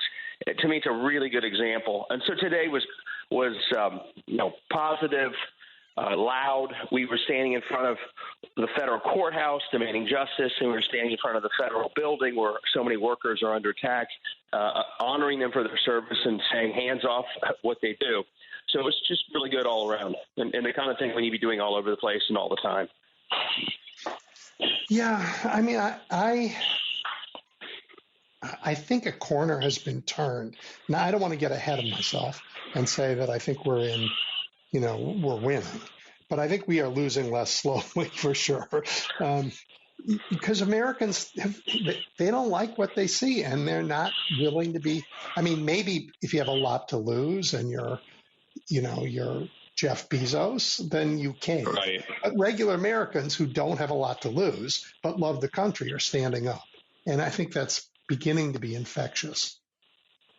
I couldn't agree more. I mean, the irony is, and my guess is this explains a lot of history, as you just said, the powerful are in the end and many times more fearful because they're clinging to power or wealth.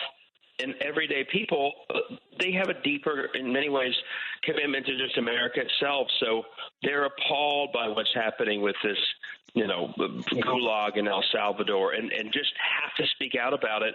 Those who are really connected and powerful, or they seem more hesitant, and I think we've seen that with. Now, I give credit to some of the institutions starting to stand up, but these law firms who should know better have far more of a position to do something about this stuff. Don't others as well, but everyday people are showing up, and today is just another example of that. And to me, I hope it just got to keep growing, and the lessons are already coming in. Very clearly that if you stand up, you have a chance.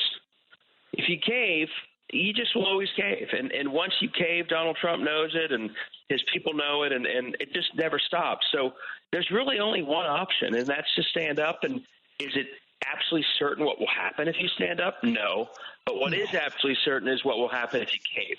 We've seen it with Marco Rubio. We've seen it with most of the Republicans in the Congress. Like, if you cave, before you know it, you're part of the problem. You're not just going along with it. You become the face of it, like Marco Rubio.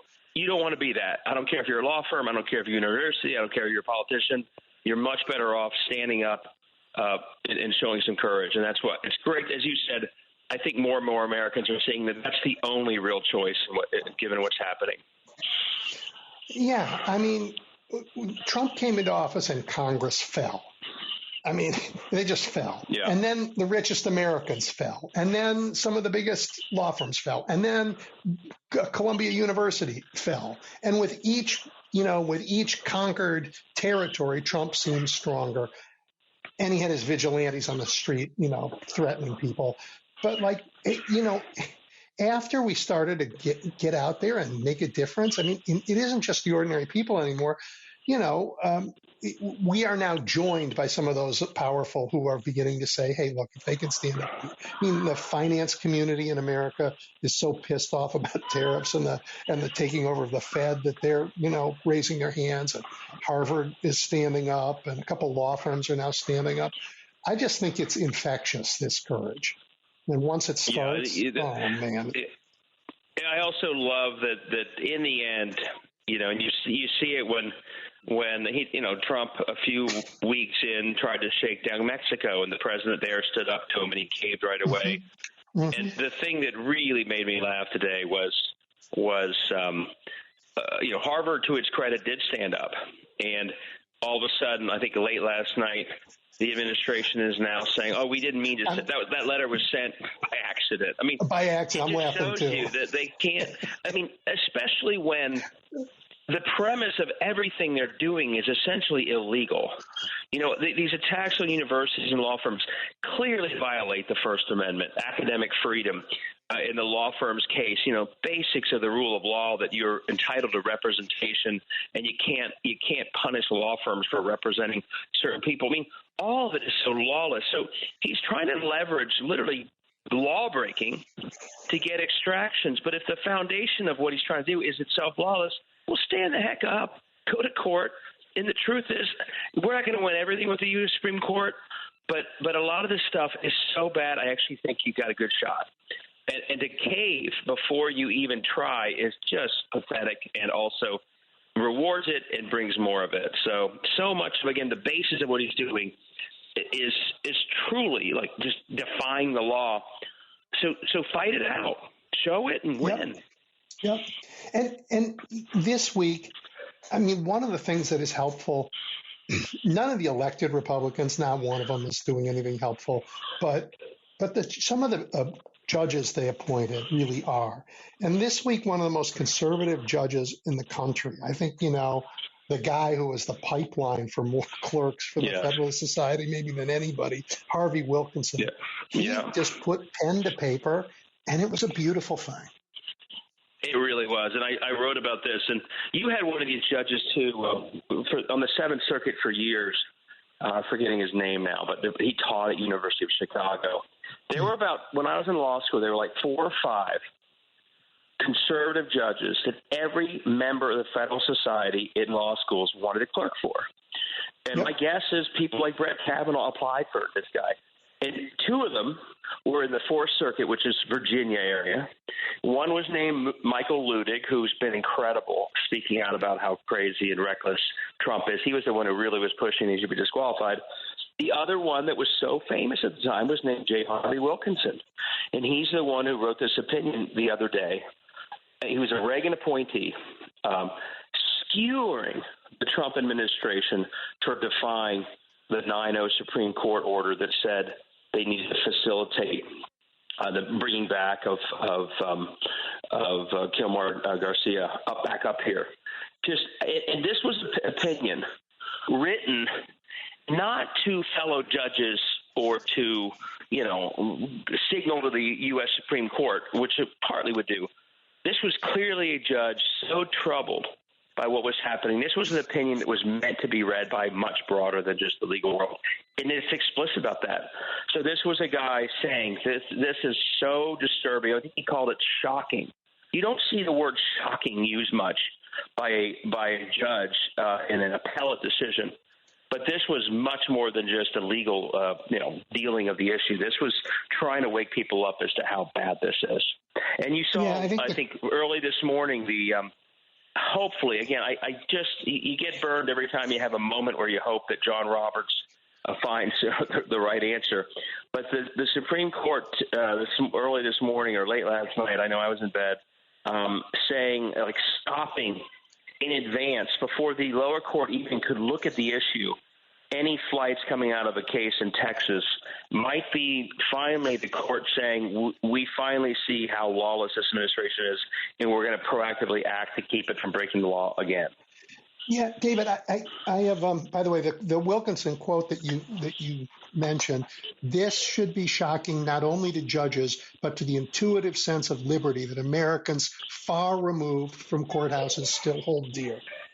That reads like a Supreme Court dissent. I'm appealing to the judgment of America. Yeah. But on the thing last night,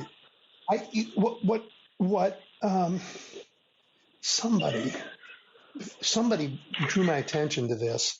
A few hours before the Supreme Court ruled, the Trump administration was in court saying, we have no plans to put people on planes and send them out of the country now. We just aren't planning on doing that. And yet the judges, managed to get an opinion out by 2 a.m. to stop them from doing what they were in court swearing they weren't going to do. This says to me that they no longer believe even the sworn, even the things that Trump's lawyers are saying in court. Absolutely. I mean, that's clearly what that was. And if you go back and look at the whole origination of the cases using the Alien Enemies Act, and that's what led to these folks being flown down to El Salvador. I mean, they were clearly the whole way through sort of gaslighting the judge. Then they ignore his order, pretend they didn't, they couldn't stop it because they thought, or they didn't listen to it because there was an oral order. I mean, it's all just absurd. And my hope is, again, and this is the part that, based on my experience in Ohio, you need to start holding these people accountable themselves, the lawyers and the litigants, for doing this. If all they do in the end is lose their case, they don't care. They'll do it again. They lose the case. You need to find them in contempt of court. You need to have the Bar Association sanction them. It needs to be that they themselves, and this is true of gerrymandered politicians, and it's true of lawyers, and it's true of, Miller, or this guy, what's his name, who's his border czar, who's just so awful, Homan. They need to feel themselves. Pam Bondi. Yeah, that their behavior is so beyond the pale, and it is, that they are held accountable themselves for it. Because what's happened in states like Ohio, and this is why I didn't mean it to be this when I wrote Laboratories of Autocracy, but sadly, what I wrote is a preview of what we're seeing at the higher level now. If they don't sense accountability for their own bad behavior, they'll just do it, as you said, again and again and again, until they find a court that rules with them, or until they slowly just grind away and they ultimately win. So there's got to be accountability. When these guys, this guy, Judge Homan, did find probable cause for contempt of court, I'm glad he's doing that. He said, if you don't put a prosecutor on it, I will. Yeah. But if John Roberts doesn't figure out that that's the only chance you have of stopping the lawlessness, it will continue even if they have bad rulings. They don't mind wasting our taxpayer money on losing lawsuits. They don't care at all. Nope. We're paying for all these losing lawsuits. They need to be found accountable themselves. Take away their law license. Put them in jail for contempt if they won't follow these orders or if they lie about what they did. Do not let them just keep losing without accountability for what is clearly just a complete. Look at that tweet the other day from the White House where they literally said, "We will never release him." That was the White House basically showing contempt of the U.S. Supreme Court. That's something. My guess is that may be partly why the court acted last night. But a White House communication essentially saying, and Bondi, like you said, we're never going to obey a 9-0 order by the U.S. Supreme Court. There should be legal sanction for that, not just, that's unfortunate, and then go on to the next case. Right. And I like Joe Biden. I thought he was a good president, but in retrospect, the issues that we took on were important to the American people, God knows, but he didn't fix the virus, and it came back. And I just think we have to learn from. I don't want to play a Nazi card, but we have to learn from post-war Germany and repudiate this past when we win. And that repudiation, has to be, like you say, the people who broke all these laws need to be held accountable. But I've said this a bunch, David. I want Mar-a-Lago to be taken by the federal government and to be turned into a museum and research center on American fascism. We have to take the symbols of their power and turn them to a different use. Yeah, no, I do think we have, and there was a little bit of this in the last couple of weeks where people start to say, well, don't fall for the flights. It's a distraction from the economy. The economy is going to go in a terrible direction either way. And we need to communicate that all the time, and we will. But the idea that what we see right now since that 9-0 Supreme Court decision is absolute gaslighting by the Trump administration, trying to turn this one person into sort of a symbol of illegal immigration. And if all you do is say, we're going to talk about tariffs, although we want to, and we let the only voice about this case be the White House, you're going to lose. You have to proactively fight that battle. You'll lose every battle. And you have to say, as everyone's saying, one, people believe in due process. If you think this person's a problem, well, have a hearing. You have the due process, prove the case. So, and I think most Americans get that, and then go way beyond him to the fact that there's, 75% of the people who are taken down there don't have criminal records. Some others are clearly there. It looks like picked off the street by accident. And if you don't make the case before you know it, and this is one reason we didn't succeed last year, if you don't make the case proactively, by the time the White House is done and Trump's done with doctored photos and that horrible press secretary, most of America will think that it's all a group of terrorists. And so the idea that you don't push back and you don't clarify and you don't really fight that battle, you're going to – it's what's it called, a self-fulfilling prophecy. If you say, we won't talk about that anymore, we've got to get back to these other issues. There's going to be a lot of – I think there are a few Go ahead. There are a few Democrats and Democratic consultants who are counseling that kind of stupid behavior. But I mean, you have to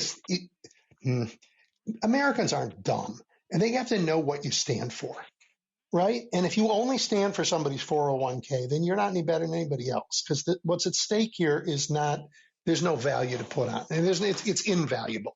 It's beyond value. This notion that we are all entitled to a day in court, that a dictator can't pick you off the street, put you in a gulag. Any Democrat who's afraid to say that is not fit for office. Yeah, and in the end, if you don't fight it, you lose. You have to move. You've got to push your side, or they win because you're silent while they're pushing gaslighting. They would love it to be that they're the only ones framing these issues. And again, they called the guy a wife beater today. I heard their new line is, he beat his wife. All of it. I mean, seriously, where's your evidence about any of it? Yeah. Nothing. You got no evidence about anything. Yeah. Liars. And I'm all for winning on the economy. I mean, Trump is destroying the economy. He's intentionally leading to higher unemployment and higher prices. We're going to be able to make that case a long time. But these fundamental issues. And by the way, I saw there was one poll the other day that one of the most, I think it was the least popular thing in the poll, was picking up people off the street and sending them to a foreign prison. It's not like Americans are struggling with how bad that concept is unless we don't define it right and we give up the ground and let them define it. But people already know there's something really wrong with it. Stinks. Yeah. And you know what? I was talking with somebody earlier in this show, his attack on higher ed. Oh, well, we're not going to let foreign students come to American universities. Let me just square the circle here, because he's worried about our balance of trade, right? We are importing more than we export. Well, higher ed is like the biggest export product we have. More foreigners are paying for American higher education than we are paying for education in a foreign country by vast amounts. It's the biggest export product we have, right? So he doesn't really care about the balance of payments. It's all BS. And I worry that he wants to make a deal now. Well, first, these weren't deals. This was going to be a real thing because he was going to onshore manufacturing. Joe Biden was onshoring manufacturing. This was just creating uncertainty. And now he's changed his tune to make deals, David. But those deals aren't for the American people. Those are like his deals with law firms. They're deals about fealty. Yeah, they're one-offs. Yeah, I mean, the thing on the universities that I think is I loved being in Chicago a few weeks ago, and I was only there for a couple hours, but I spoke to historians across the country. They had a really amazing conference coming together of historians.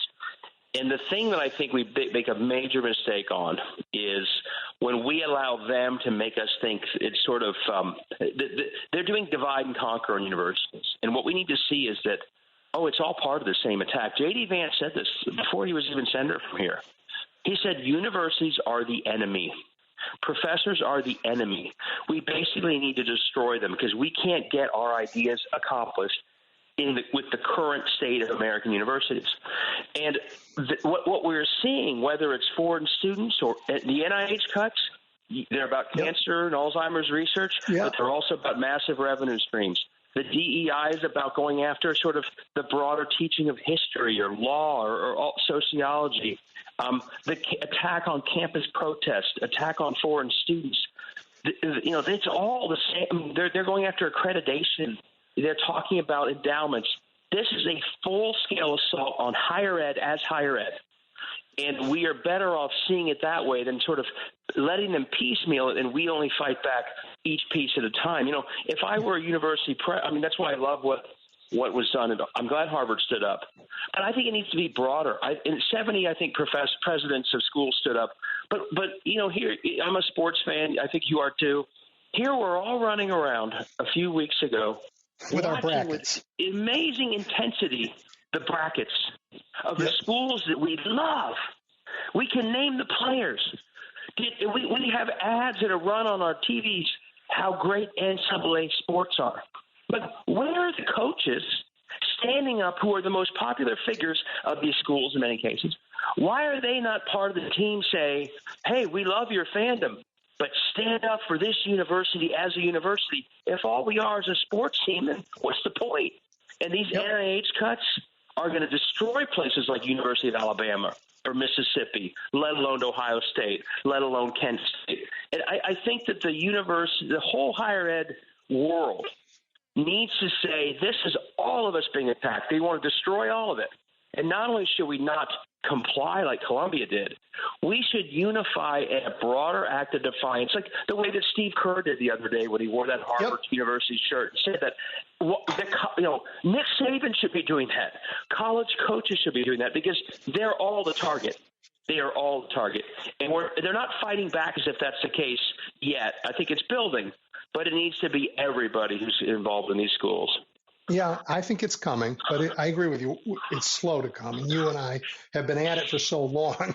We want it to be happening now. But I think we're getting closer. Yeah. And what you did today is part of that. Like, it's that typical quote about when they come for someone, they come for these. Sometimes I think on these schools they're like, okay, well they're going after at OU they canceled the Black Alumni Reunion. So people, that's not us.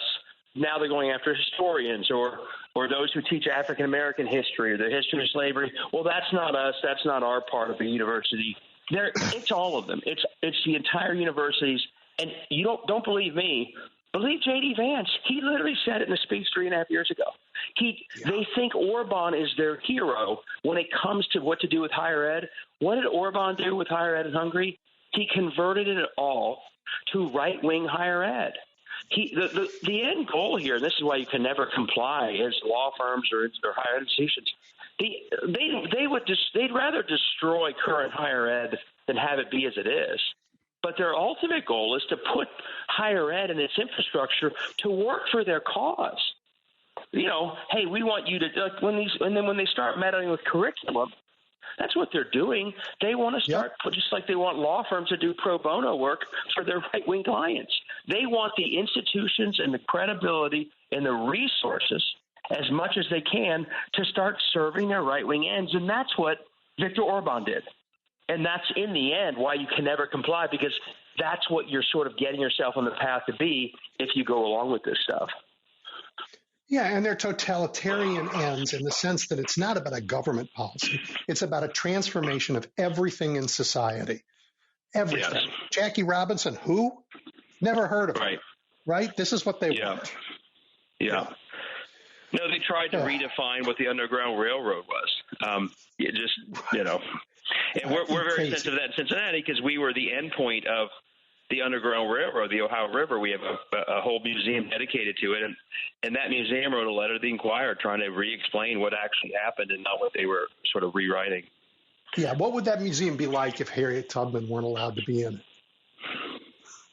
Yeah, exactly. Yeah, exactly. Crazy. David, thank you, as always, for your writing, for your advocacy. And by the way, I spent a couple minutes. I joined a Substack Live to watch you give advice and comfort to Jess Piper, who's been on this show and we like. Oh, yeah.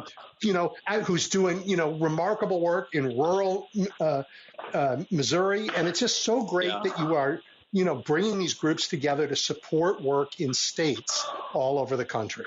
Yeah, I had a great time with her. It was Nottoway County, Northwest Missouri. I wish you could only see me, I think, in what I share, but I was looking at her crowd. It was awesome. I mean, what was it, 90 miles from Omaha, 90 miles from Kansas City, and 90 miles from, I can't remember, third city. But I do think, and you and I talked about this before, I think we have to do what Jess is doing. We're not going to turn this around on the cheap.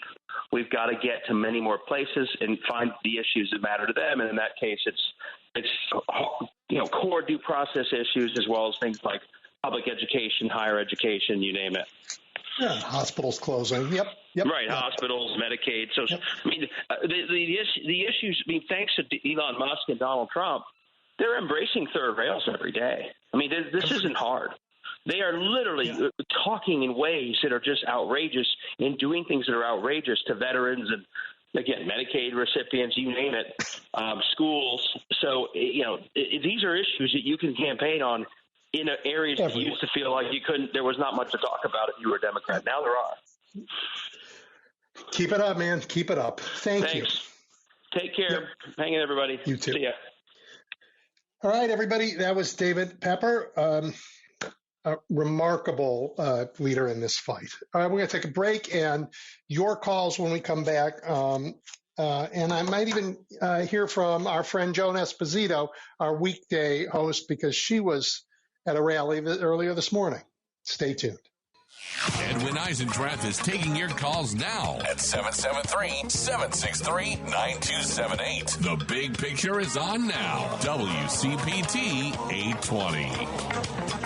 Okay, everybody, I want to hear from you, but the first person we're going to hear from, you already know, it's Joan Esposito, our, fearless leader every day of the week. I don't know how she does it. I don't know how she does it, but she found time today to be out at a rally. Hi, Joan. Hey, Edwin. Thanks for that lovely introduction. I will do my best to live up to it. You always do, Joan. So what happened today? Well, I looked over all the rallies around, and I decided that I was going to head out to Buffalo Grove today. And I thought, well, it's not a very big community, probably be a little teeny-weeny, itty-bitty rally, but who cares, I'll be with my peeps. And, Edwin, there were like 500 people. At the Lake Cook Road intersection in Buffalo Grove. And I got there a few minutes before it was supposed to start, and it was full. And then about a half an hour later, it was even fuller. There were more people. People kept coming. Ray went with me. I sent him on a mission to walk all the way down to one end and then walk down to the other end to give me some kind of a count. And he said that he lost count, but it had to be at least 500 people out in Buffalo Grove on the street corner.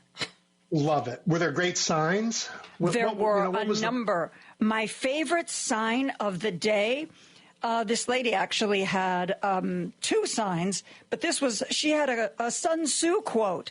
An evil man will burn his own nation to the ground to rule over the ashes. That's one I haven't seen before. Yeah. Little Sun Tzu at your rally. But everybody, what I thought was really interesting, I looked around. It wasn't like everybody was upset about one thing. There were signs about immigration. There were signs about women's rights. There were signs about book bans and libraries. There were signs about getting rid of Musk. I mean, everybody in that crowd was there for democracy. Yeah, I think we are coming together. This is what a coalition is, right? Not everybody has to agree about everything. We just have a common cause. Yes, and it was. Was it festive? Were people happy to be there? Oh, God. People were so happy. A lot of people brought their dogs. There were kids there. It was really a very festive atmosphere. It was like gathering together with all the friends you didn't know you had. Yep. It was terrific. And what was I going to say? Gay rights. That was another big one. One of the other signs that I really liked talked about fascism. I mean, it was a diverse crowd, but everybody was happy to be there. People were honking their horns as they drove by us. One mistake I made, I didn't bring a sign. I thought, well, first of all, I'm thinking it's going to be a small gathering. The organizers will probably have a whole bunch of signs, and I'll just grab one of theirs. Oh, no.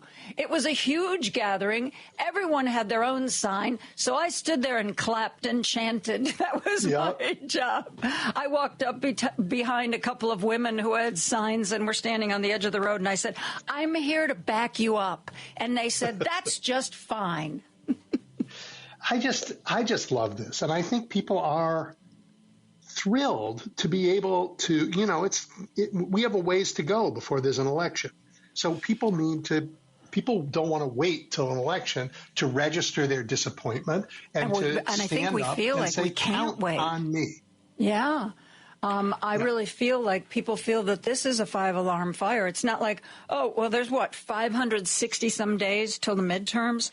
I mean, who knows what kind of world we'll be living in, what kind of country we'll be living in if we sit on our hands till then.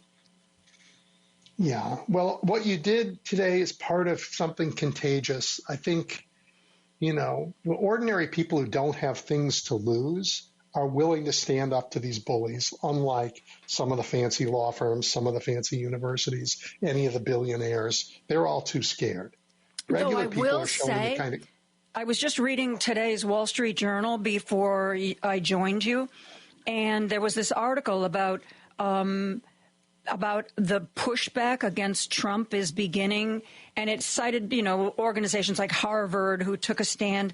But then they said in the same sentence, even Columbia University, which kind of was seen to take a knee and try to negotiate their way out of it. They said even Columbia University is now talking tougher than they did before. So, everybody is. And some of the law firms that caved want another bite. Good. And I think when we do these big demonstrations and people see, because sometimes I think you kind of feel like you're alone. Does everybody else see this craziness that I see? Are they upset about it? Well, today the answer was a resounding yes. Well, I'm jealous, and that's not fair. I enjoy my time on the radio. I enjoy talking to people, but it's great to be out with people who are, raising their voices. It's a fabulous thing. It was wonderful. John. You're very welcome. Really, thank you. And thank you for sharing with everybody what that was like. My pleasure. Have a great show, Edwin. You're welcome to stay on and take calls with me if you like. You don't need my help taking calls. All right. I'll talk to you soon. I'll talk to you soon. Bye-bye. Okay. So let's see. About those calls, Paul, lead us off. Well, I'm curious and dismayed about the two things. Let me just put it this way. As the Trump administration stands in open defiance of both the federal district court and the Supreme Court in securing the return of Abrigo Garcia, I think there was something yesterday that the federal district court judge has now, even though he at first said that there was probable cause to find these attorneys in criminal contempt of court, now said he has no power to compel the administration to bring Mr. Garcia back. And so I think, so you just get away with it, huh? That's it. In other words, there's no. I mean, this harkens back to, as you have noted several times, Federalist 78 and the dangers that lie within corruption. And the Supreme Court, made the order about facilitating return, and somebody says, "Oh, we'll let him in, or we'll send a plane." That, facilitate means all channels.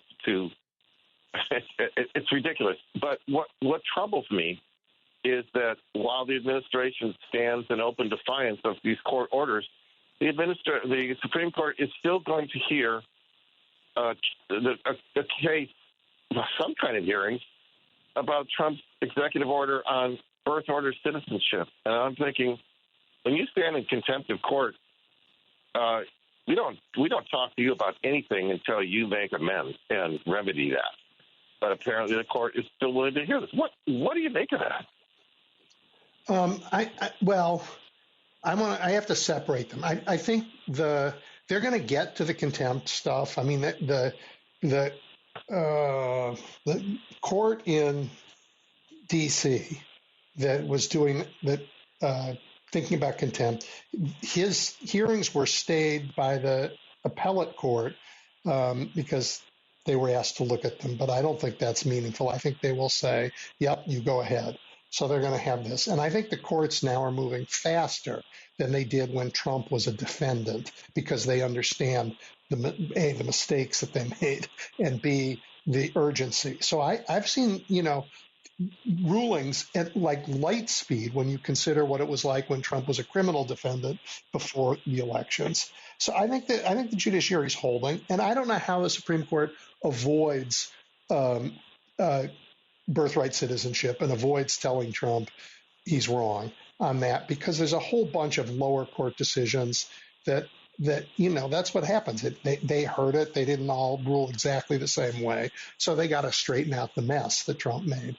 But I think they're going to do it pretty quickly. And in the meantime, they said, you know what, you don't get, they stayed him. They said, nope, birthright citizenship is a thing until we tell you otherwise. So I have a lot to complain about the Supreme Court, believe me, but that isn't one of them. I'm okay with that. And last night's ruling was... I'm confused about what kind of case is this, that usually cases have litigants, opposing sides. In other words, if you're going to challenge birthright citizenship, you need a challenge case. You need to be taken... Is this going to be some kind of ex parte Trump case where...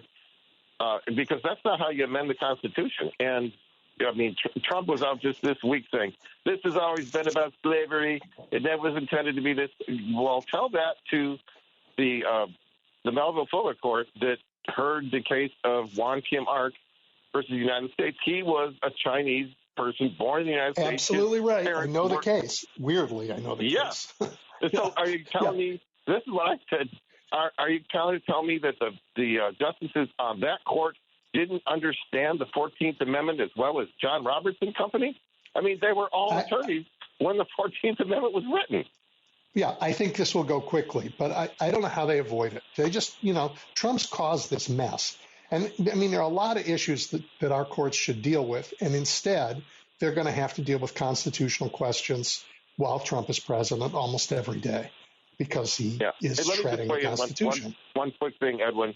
You mentioned the National Weather Service cutbacks.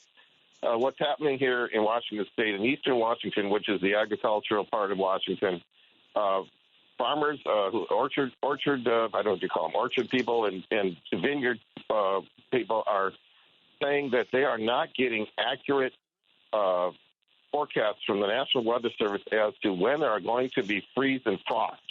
And they normally have said that these are very accurate and very localized, because if you have a vineyard or an orchard, you need to cover up your trees.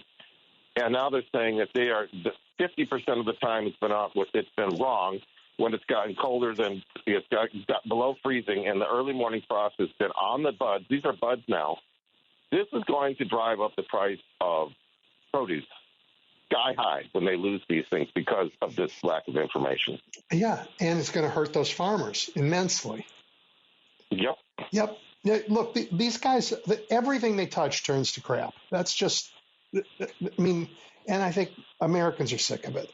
Thank you for telling me that, though, Paul. I really appreciate it. Yeah, you bet. Take care. Okay. Yep. Let's go to San Francisco and David. Oh, hey, Edward. I noticed the other day, of course, the headlines this morning, this is the kickoff of the American Revolution, 250th year. So I happened to go to the White House website and see what Trump had to say about it. And he put together a thing called Task Force 250 just after he was inaugurated. And so if you go to the White House website, in the press room, you'll see there's, I think the headline is Celebrating America's 250th Birthday. So he had a big plan. He was going to put all the cabinet officials in on it and, develop 250th celebration for the 4th of July. Well, who came along last Tuesday but Doge, and they just cut the budget for the plans. And let's see, I think that's over at Axios. And let's see, let me find this again. Doge takes a slice out of America's 250th birthday. And I just sent that over as a message to the Facebook page for WCPT, and you can read it in its entirety. But he took an 80% axe to the 250th birthday. Now, David, I want to say this is for the first time I'm happy with something Doge did, because Americans will celebrate our 250th birthday in every community across this country. And if Donald Trump has a pot of money to spend on it, he will lie about our history with every dollar he gets to spend. I'm thrilled. He shouldn't be allowed to spend a penny.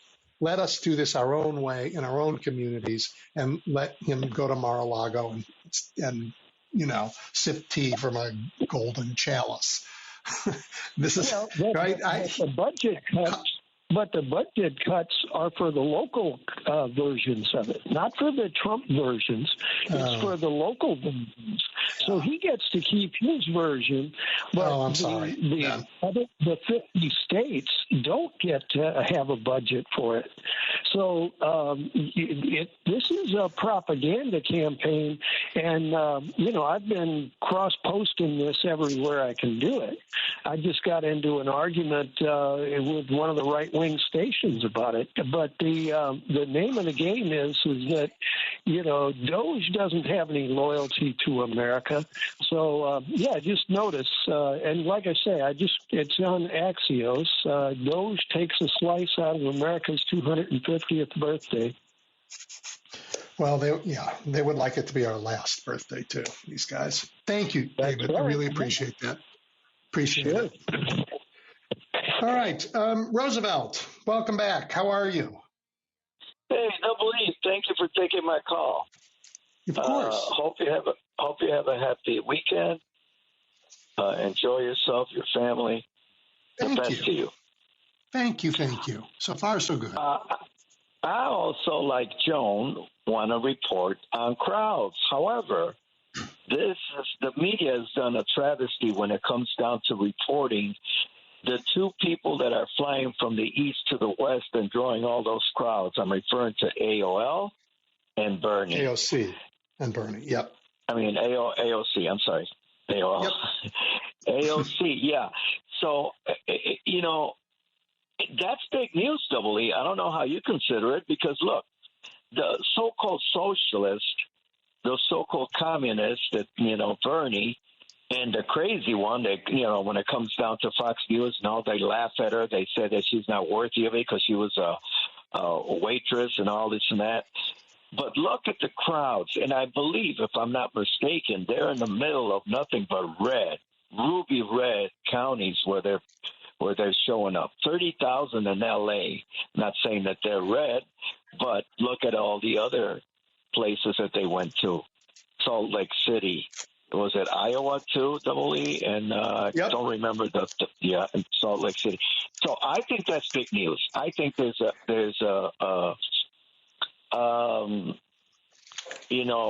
Republican having remorse of voting for this guy. And these people are speaking up.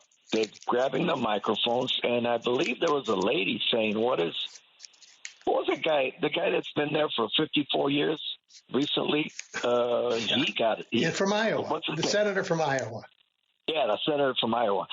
And not to mention the other guy that was getting burnt by his own constituent, saying, what are you waiting for to impeach this knucklehead, this crazy person that in the White House? So I think that we got to pay attention to that, and I think that, like I said, the media wasn't reporting properly, and the other. Hang on. Let me do my media job and let you finish a second. 10,000 in Missoula, Montana, 18,000 in Salt Lake City, Utah. I want to say 12,000 in rural Idaho. So that's the folks greeting Bernie and AOC in places that are not havens of blue voters. And if I didn't know any better that it's AOC and Bernie, you would have thought it was Trump that was showing up. Think about that one. So Fox News would have gone nuts with those numbers when it comes down to Trump or any Trumpster, anybody. They don't need numbers. They make up the numbers. They make up the numbers. But I think this is big. I think that, and I hope that turns into votes when it comes down to the midterms. I hope it's not all, No, talk. There's a hunger to take action. There's a hunger to throw these people out. Everything they touched is terrible. It's finally affecting them. There's a Spanish saying in Mexico. You don't move until the water hits your house or until water hits you. In other words, when there's storms. So I believe that it's affecting them, and you guys mentioned it. And to put a plug for Paul in Seattle, you should look into your own show that you had with Tom Skilling. A lot of information. I was really. It was an eye opener. It was an eye opener. So Paul looked that one up, and it was a very extensive, detailed. And like you said on the show, in your own show, you told him, what he is. He's never been a political guy, and he dedicated all his life to the weather. And I'm going to say one more thing. Add to what Paul said. Not only are things going to go up, but things are going to go down when it comes down to Trump. His numbers are going to go down because he's not prepared. Precisely my point. He's not prepared. And the same thing goes with all these airline cuts, when it comes down to the airlines and all these cuts. He's not prepared. FEMA. He wants to cut FEMA. All this. He has done no planning. They've done no thinking. There's a way. I did it when Clinton was president. Al Gore led the Reinventing Government Initiative, and all of us helped. And we managed to slim down the government and provide better service, but it was done thoughtfully by people who care about how this works. And we, by the way, delivered a budget surplus. These guys are raising our costs in every way. The things they're doing are costing us money, not saving us. Anyway, Roosevelt, I really appreciate your call. I got to take one more, and you bet. Thank you. Dave, you're going to be our last caller today. Oh, hey, Edwin. Yeah, I mentioned this one on Jones' show, but I'm going to mention it a few more times, that on June 6th, veterans are planning a massive rally in Washington, D.C. and elsewhere to protest the cuts at the Department of Veterans Affairs and call for protection of veterans' benefits and jobs, which they say are being hurt by the Trump administration's efforts to reduce the size of the federal government. The Unite for Veterans, Will you tell my Unite young for America listeners rally. why June 6th? Will you tell my young listeners why June 6th is such an important day? I was getting to that. That the Unite for Veterans, Unite for America rally scheduled for the 81st anniversary of D-Day aims to be nonpartisan call to preserve veterans' jobs and benefits and promote the protection of democratic principles according to its organization. the Unite for Veterans Coalition, a group of veterans from various advocacy organizations. So like I say, I'll bring that up again as we get closer to it. But yep, very important. Thank you. All right, but listen, let me clear off. I know you got to, but thanks for giving me the time to sound that horn again. All right, we'll talk again. Have a good holiday weekend. You too. All right, everybody. We another show behind us. I want to wish everyone a happy Easter for those of you who are celebrating. It's so important to find time that isn't about politics. You can find it in faith. You can find it in other ways. But it's essential as we fight this fight not to be consumed personally by the fight, because you need those things that nourish your spirit to be able to take on a burden like the one we are facing. And all of you, thank you so much for being part of it, for being part of this community, and being part of this incredible effort to save what Lincoln called the last best hope of Earth. I will talk to you next week. Take care.